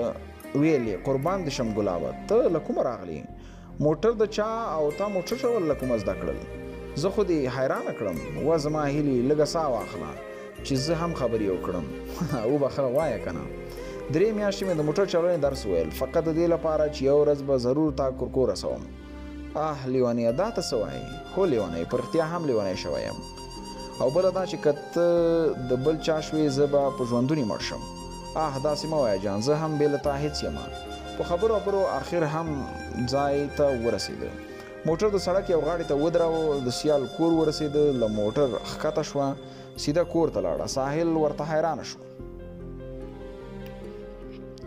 چې ولې تر ورلاړه کله چې د سیال ورور ولید په دې پوهه شو چې دوی ولیدل موټر یې تاو کړ راسن د خاوند مخې ته یې ودراوه موټر ته یې وویل وروره کرایه مو څومره کېږي هغه وویل ولې ونې ستا په کیسه خو زه اوس پوه شوم تا د موټر چلول فقط د هغې نجلۍ لپاره زده کړ او له هغې سره ته مینه کوې هو اکا بس همداسې وګڼه ستاسو څو پیسې شوي نه اخلم د مینانو نه خو بالکل نه اخلم او دا هم وره چې غاړه دې بنده که بیا دې موټر په کار نو ته به همدا موټر خپل موټر ګڼې مننه اکا ژوندی اوسې موټروان لاړ ساحل هم له خوښۍ په خپلو کالیو کې نه ځایېده 10 څپرکی راځه سپرلیا لمونځ به وکړو ارمانه ما ته خو ساحل هم سم مجنون ښکاري هو وروره خو فرق یې دا دی چې مجنون خو لیلا سره یو ځای مري مګر ساحل په ژوندون مري هله نو راځه وروره لمونځ کوو بیا راته کیسه وکړه درځه چې ځو لمونځ خو مو وکړ هو ارمانه پاتې برخه یې راته ووایه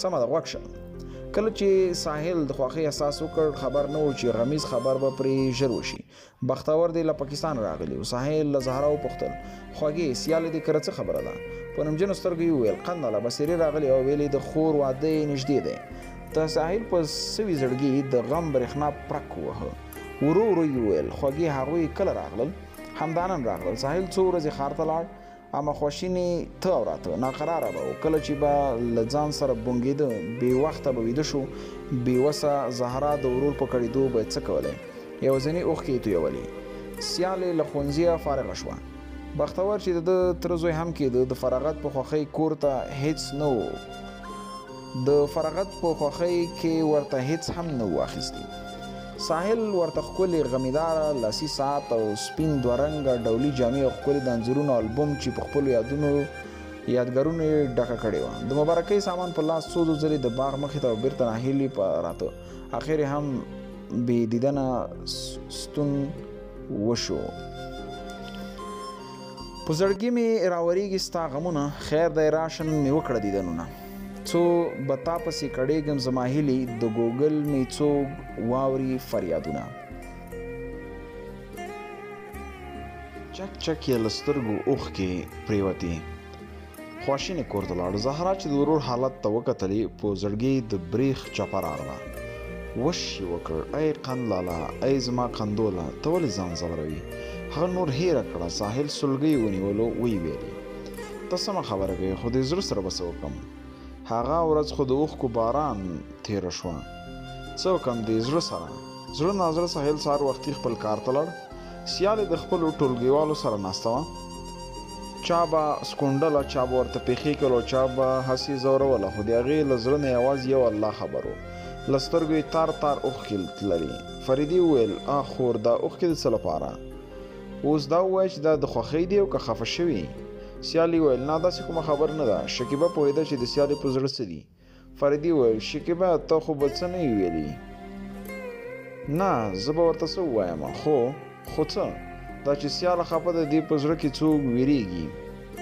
سیالې په ټیکري خپلې اوښکې پاکې کړې. په رپانده غږ یې وویل زما په زړه کې څوک ویریږي؟ شکیبه له نازه ډکه پیکۍ اوچت کړ، ویلې ستا په زړه کې ستا ساحل وریږي. فریدې ویلې دا خبرې په درد نه خوري، څه چې تیر شو هغه هیر شو. شکیبې وویل هو فریدې زه هم دا وایم، مینه نشته. سیالي وویل نه داسې مه وایه، زما ګلاب ما لپاره هر څه دی. شکیبې وویل بیا ما سره شرط کېده. سیالي وویل څنګه شرط؟ درته موبایل در کوم، همدا اوس ورته زنګ ووهه، ورته ووایه ما ته به دغه شمېره یو کارت ولېږه، وګورم چې ستا ګلاب ستا لپاره څه کوي. سیالي وویل دا خو وړه خبره ده، راکړه موبایل چې زنګ ورته ووهم. شکیبې وویل نه اول دا ووایه، که د شرط وبایلو نو بیا چې ته څه وایې هماغسې به کوم. ښه سمه ده چې تا وبایلو ته به ساحل د تل لپاره هېروي، او که دې وګټو نو زه هم خپله مینه هېره کړم.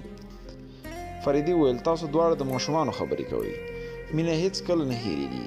سیالې ضد ونیوله، زه ورسره منم او په دې هم پوهېږم ساحل به ما ته ضرور کارت لیږي. فریدې وویل سمه ده، خو په غوزه کې پرېږدي ښه نه وي، نور چې څنګه ستاسو دواړو خوښه وي. سیالې ترې موبایل واخیست او ساحل ته یې زنګ ووهه. د ساحل موبایل وشرنګېد. بلې څوک؟ سلام ګلابه، زه ستا هیله. وعلیکم سلام، ړوند شوم درپسې، ته څنګه یې؟ زه ښه یم. شکیبه ورته د ګوتو په اشاره وویل کارت ترې وغواړه. سیالې د ښه په بڼه سر وخوځاوه. ای ساحله وخت نه لرم، یو کار ته ضرورت لرم. ښه سمه ده ګرانې، او ما تا ته د فراغت په وخت کې نور شیان هم اخیستي. ما درته څه وویل؟ ښه سمه ده، لږ شېبه کې درته لیږم. ساحل تروار شو، له معاینه خانې د باندې ووت. یو ناروغ ورته غږ کړل زما ټسټ دې څه کړ؟ ساحل چې ده ته مخ ورواړه ورته یې وویل صبر شه وروره بېرته راځم. ساحل په منډه د سړک پورې غاړې ته لاړلو.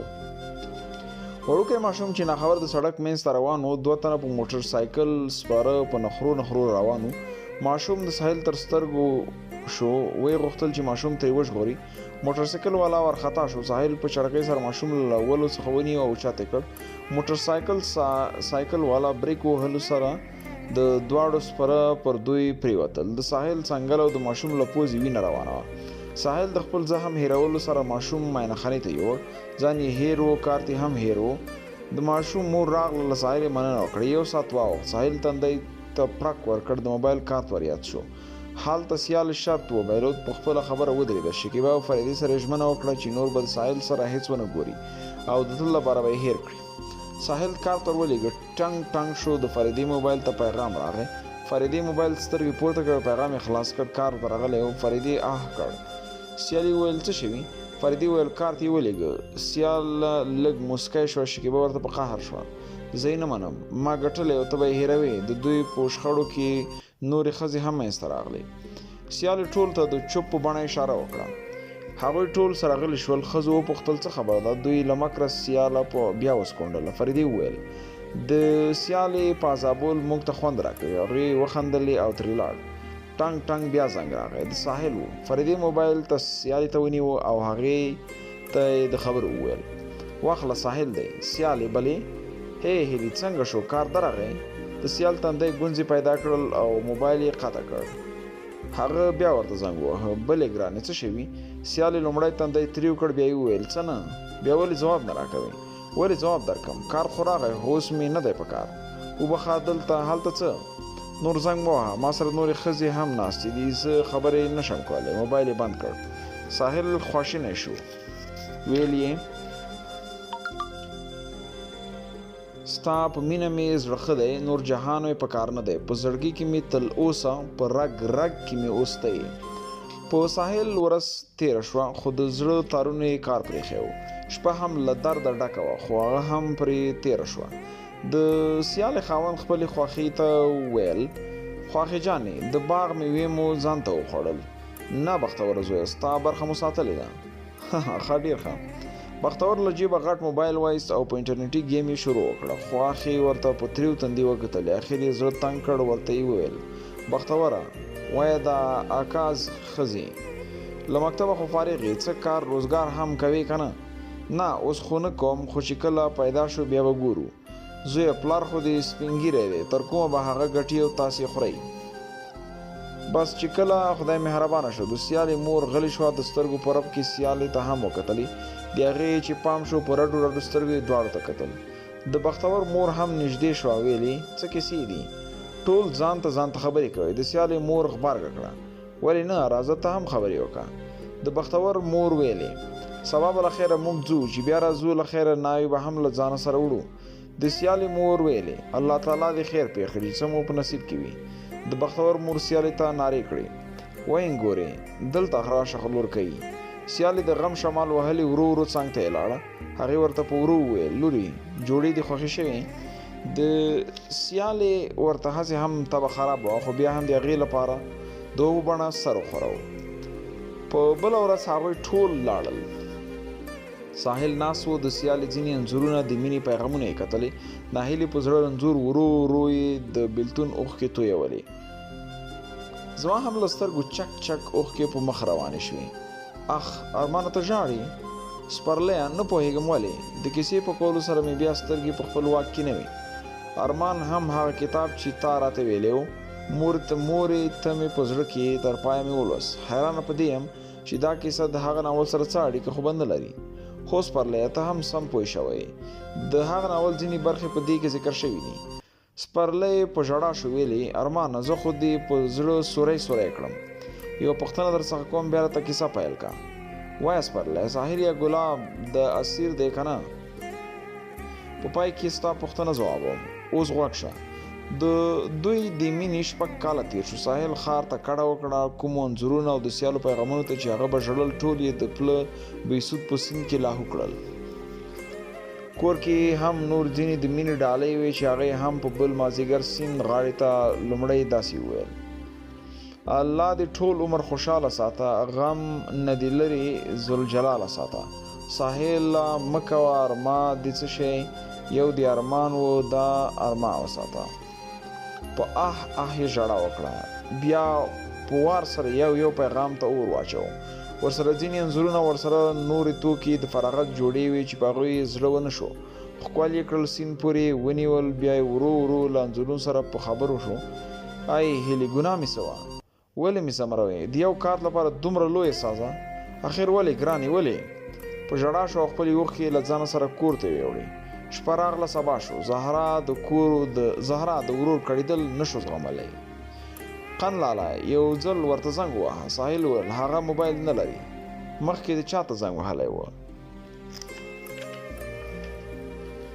یو ځل مې فریدې ته زنګ وهلی و لالا فریده څوک ده هغه د سیالې همصنفي ده خو هماغې ته زنګ ووهه زه ورسره خبرې کوم سمه ده زنګ یې ووهه فریدې هیله وکړل څوک یې زهرا وویل زه زهرا یم د ساحل خور مهرباني خور کوي زه خدمت کولی شم مننه چې راته دې خور وویل زما ورور ډېر کړیږي د سیالې په بېلتون کې به لیونی شي هیله کوم خورې ته د هغې شمېره پیدا کړه صبر زهرا جانې ما سره شته خاوند ورته موبایل اخیستی مننه خورې شمېره یې ورکړه د ساحل ورته زنګ ووهه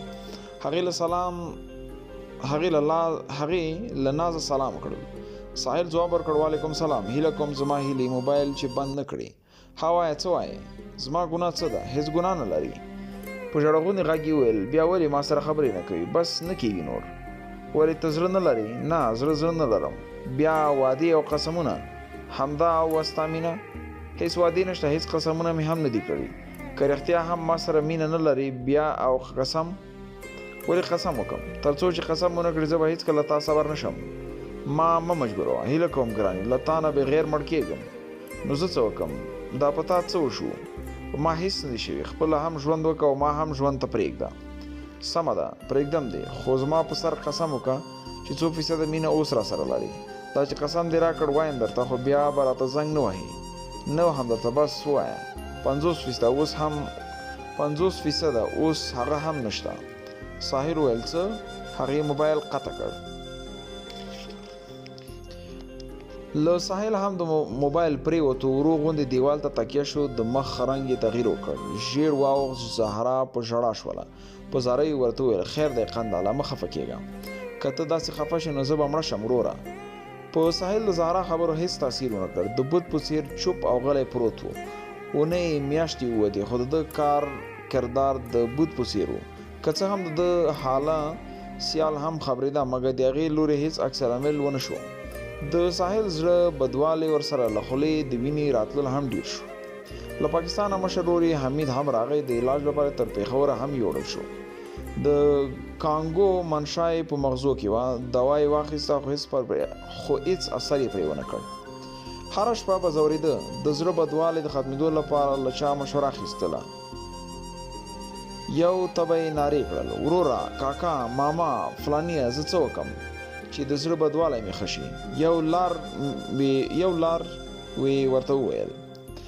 لاروي ورته وویل وروره سګرټ څکول شروع کړه، په هغه ښه کېږي. ده به وڅښلې، بیا به یې زړه وربد شو، هغه به هم میده کړل. یو بل خپلوان ورته مشوره وکړه چې پټرول وڅښه. ساحل لاړ، له دوکان یې نیم ګیلاس پټرول واخیستل او په یوه ساه یې وڅښلې. ټوخی پرې زور وکړ، ټوخ او ټوخي ډېر شو. دوکاندار ورخطا شو، د سړک غاړې خلک پرې راټول شول. ساحل صاحب بنده کېده. خلکو په دوکاندار نیوکې شروع کړل. ساحل د ګوتو په اشاره وویل په خپله خوښه مې څکوي. اخ خدایه، ارمان وروره صبر ولره، خیر دی مه ژاړه، په تا څه وشو؟ څه نه سپرلیه، بس همداسې مې زړه ډک شو. ساحل یې سیمه ییز روغتون صحت عامې ته یووړ. په عاجل خونه کې ورته د معدې لواژ وکړ، سږې بندې شوې وې، له پوزې پایپ تیر کړ، د هغې په ذریعه یې له سږو هوا وایستله. تر سبا په روغتون کې بستر و. د ساحل سترګو ته یوازې د سیالې انځور کېدو. همدا یې هیله او تمه وه چې سیاله به یې څنګه راځي او هر څه به د پخوا په څېر جوړ شي. خو له بده مرغه هغه پرې خبره هم نه شوه. کله چې د ده حاله خبره شوه، بیا هم د ساحل په کیسه کې نه شوه. په ساحل هر ډول ستونزې تېرې شوې، له هغو یې ډېر څه زده کړل. هلته د سیالې د واده مراسم نږدې وو، بلنلیکونه هم چاپ شول. دلته له روغتونه ساحل راوړ چې رسیدو سره سم د ټولو نه مخکې 10 د واده تش کارتونه یې ساحل ته لیږلي ول. دا کارتونه ورته چا لیږلي ول په دې خپله ساحل هم نه پوهېده، خو په یو کاغذ لیکل شوي وو چې کارتونه خپلو نږدې ملګرو او خپلوانو ته ورکړه چې هغوی هم په واده کې ګډون وکړي. په ساحل د اور سکروټې پرېوتې او د واده په کارت یې داسې ولیکل: د واده ورځ دې مبارک شه، په لوی ژوند باندې دې راشه بهارونه، بیلتون دې زخم په زړه راکړ، خیر که زما خاورې ریش ول ارمانونه. 12 څپرکی. ساحل له زهرا سره یو ځای واده ته لاړ. زهرا تر ټولو مخکې سیالې څنګ ته لاړه، ورته یې وویل واوره سیالې، ته له واده تېره شه، ساحل به لیونی شي، هغه وژغوره. هغې ویلې ما څه کړي؟ تا ورسره 8 کاله مینه کړې. ما مینه کړې وه، خو اوس ورسره نه کوم. وګوره سیالې، د ساحل له جیبه مې دغه قلب هم پیدا کړ، هیله کوم هغه له تا سره ډېره مینه کوي. سیالې ساحل ته برنګ وکتلې او له زهرا یې قلب هم واخیست. زهرا اخ کړ. سیالې ویل نه غواړم چې زما ورسره کومه نښه پاتې شي. زهرا په خوله لاس کېښود، اخ یې کړ، ویل یې هیله کوم خورې زما د قند لاله ازار مه اخله. زه یې ازار نه اخلم، 5 ورځې مې واده ته پاتې دي، هېڅ امکان نه لري. ساحل چې د دوی خبرې واورېدل، زهرا ته یې د راتلو اشاره وکړه. د سیالې بل تره زوی راغی چې راتلو سره سم سیالې ورته وویل 1 دقیقه صبر وکړه. سیالې کوټې ته لاړه، بېرته له ځانه سره یو مټۍ راوړل. لومړی ساحل ته وکتل، بیا یې مټۍ د تره زوی په خوله کې ورکړه. په ساحل ځمکه وګرځېده، ورنږدې شو، ویل یې ورته ای هیلې، ته پوهېږې ستا په نوم په باغ کې مې 10 جوړې ونې کرلي، 2 امرود هغه شنه شول، 2 د صبر ونې هغه هم شنه شول، 2 د نارنجو، 2 د مڼو او 2 د بوټي، نور د ګلاب ګلونو په هغې کې یو وچه شوه. په هغه شېبه مې په زړه حمله راغله. نن بیا هم دا حمله ستا له کبله راغله. که مړ شوم، دا زما وصیت دی، د هغو 9 بوټو پاڼې زما په قبر وشینده چې بیا په خوښۍ سره د تل لپاره خوب وکړم. که داسې دې ونه کړل، شاید په قبر کې مې هم ستا لیونی یم. پام چې نور مې ونه ځوروي. راځه زهرا چې ځو. خور او ورور له اوښکو سره بیرته ستونه شول. د رسیدو سره سم چې کله ښکاتې کېدو پړ مخې په کوڅه کې ولیده. زهرا چغه کړه. ګاونډیان راغلل او نږدې آریانا روغتون ته یې یوړ. 5 کوکه په زنه ورکړل.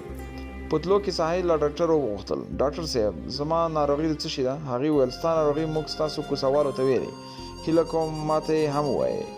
کور کې زه یوازې خور لرم. زه په زړه کلک یم. زه یې زغملی شم. سمه ده خو ته باید نور خفګان ونه کړې. دا به ستا ناروغي لا پسې زیاته کړي ځکه چې ته د زړه ناروغي لرې. ساحل سر ځړېدلی له ګاونډیانو سره یو ځای کور ته لاړ. زهرا لکه د لیونو خپل لاسونو ترې راتاو کړي وو.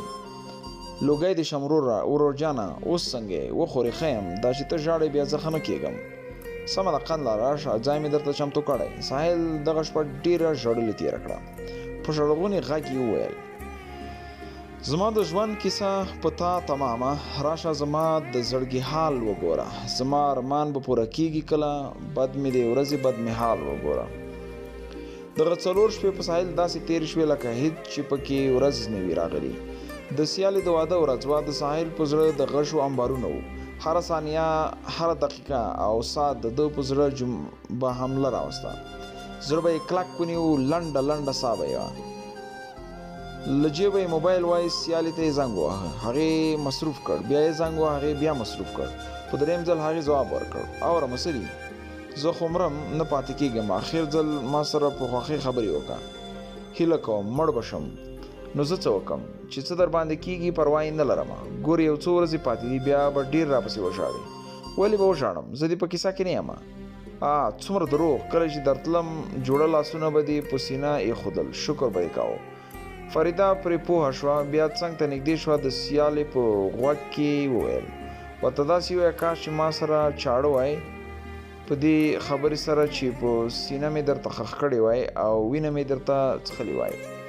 سیالې د فریدې خبره ومنله. هماغسې ورته وویل واوره ساحله کاش چې په دغه ساعت ما سره چاړه وای چې په سینه مې درته خښ کړې وای او دا وینې مې دې درته څښلې وای. ساحل وویل آخ دا ته څه وایې سیالې؟ ای زما ګرانې هیلې دا ارمان به درته زه پوره کړم. فریدې وویل ورته ووایه دا فلمي خبرې دې مه کوه. سیالې همدا خبره ورته وکړه. ساحل وویل همدا اوس سیند غاړې ته ځم. هغه موبایل قطع کړ. ساحل خپلې مینې ړوند کړ چې هغه چاړه واخیسته او سیند غاړې ته لاړ. یو ځل یې په خېټه کې واچوله او بل ځای یې خپله پښه ووهله. دوره پرې راغله. پر مخ یې ولوېد. د سیند په غاړه ډېرو خلکو لمبل. هغوی منډه کړه او تر ننګرهار سیمه ییز روغتون صحت تامې ته یې بیا ورساوه. ساحل د مرګ په خوله کې پروت و. یو نرس څخه وغوښت ورور زما موبایل کې د هیلې په نوم شمېرې ته زنګ ووهه. نرس زنګ ووهه. موبایل لوري ځواب کې وویل کومه شمېره چې تاسې دایره کوئ هغې د تلیفون ګل دی. ساحل تندی ته ټک ورکړ. اخ یې کړل. نرس ورته په ځیر ځیر کتل. ساحل چې کله داسې وویل ستا دې مبارک شي دغه د سرو ګلونو هار. هیله مې هیله پاتې مرګیه لږ کړه انتظار. نرس د لیونیو په څېر وژړل خو زما هم اوښکې د ټینګې نه وې. که هر څومره به مې کوښښ کاوه خو له وسه مې پوره نه وه. ارمانه دا ته څه کوې؟ خو سپرلی ستا پوښتنې ځوابوم. دغه بدبخته ساحل زه وم. توبه له مینې. کاش چې دغه 10 کاله مې په مینه کې نه تېرول. آی وروره هغه ناول کې اسیر ته یې؟ هو وروره هغه اسیر زه یم. ستا د ژغورلو لپاره مې دغه واړه کیسه تا ته وړاندې کړه. که ژوند پاتې و برخه به یې بیا ولیکم. راشه ارمانه وروره چې له تندي دې ښکل کړم. اوس زه ستا لپاره په جرګه لاړ شم او که نه؟ نه وروره اړتیا نشته. تیر له مینې او تیر له خاپیرۍ. راځه چې خپلو زده کړو ته دوام ورکړو. زه نه غواړم چې خپل ژوندون کې مې داسې څه وشي. ستا په دغه نیکه دوستۍ زه ویاړم. زه به مینه ضرور کوم خو خاپیرۍ سره نه. د خپلې کورنۍ سره، قدرمنې مور سره، پلار سره، ورونو او خویندو سره. یوه دعا په ځانګړې توګه ستا مور بیبي لپاره کوم چې تا غوندې زوی یې زېږولی. یا الله ته دې اسیر مرجانې ته هغه 8 واړه جنتونه نصیب کړي. آمین. پای. مننه له وخت څخه مو.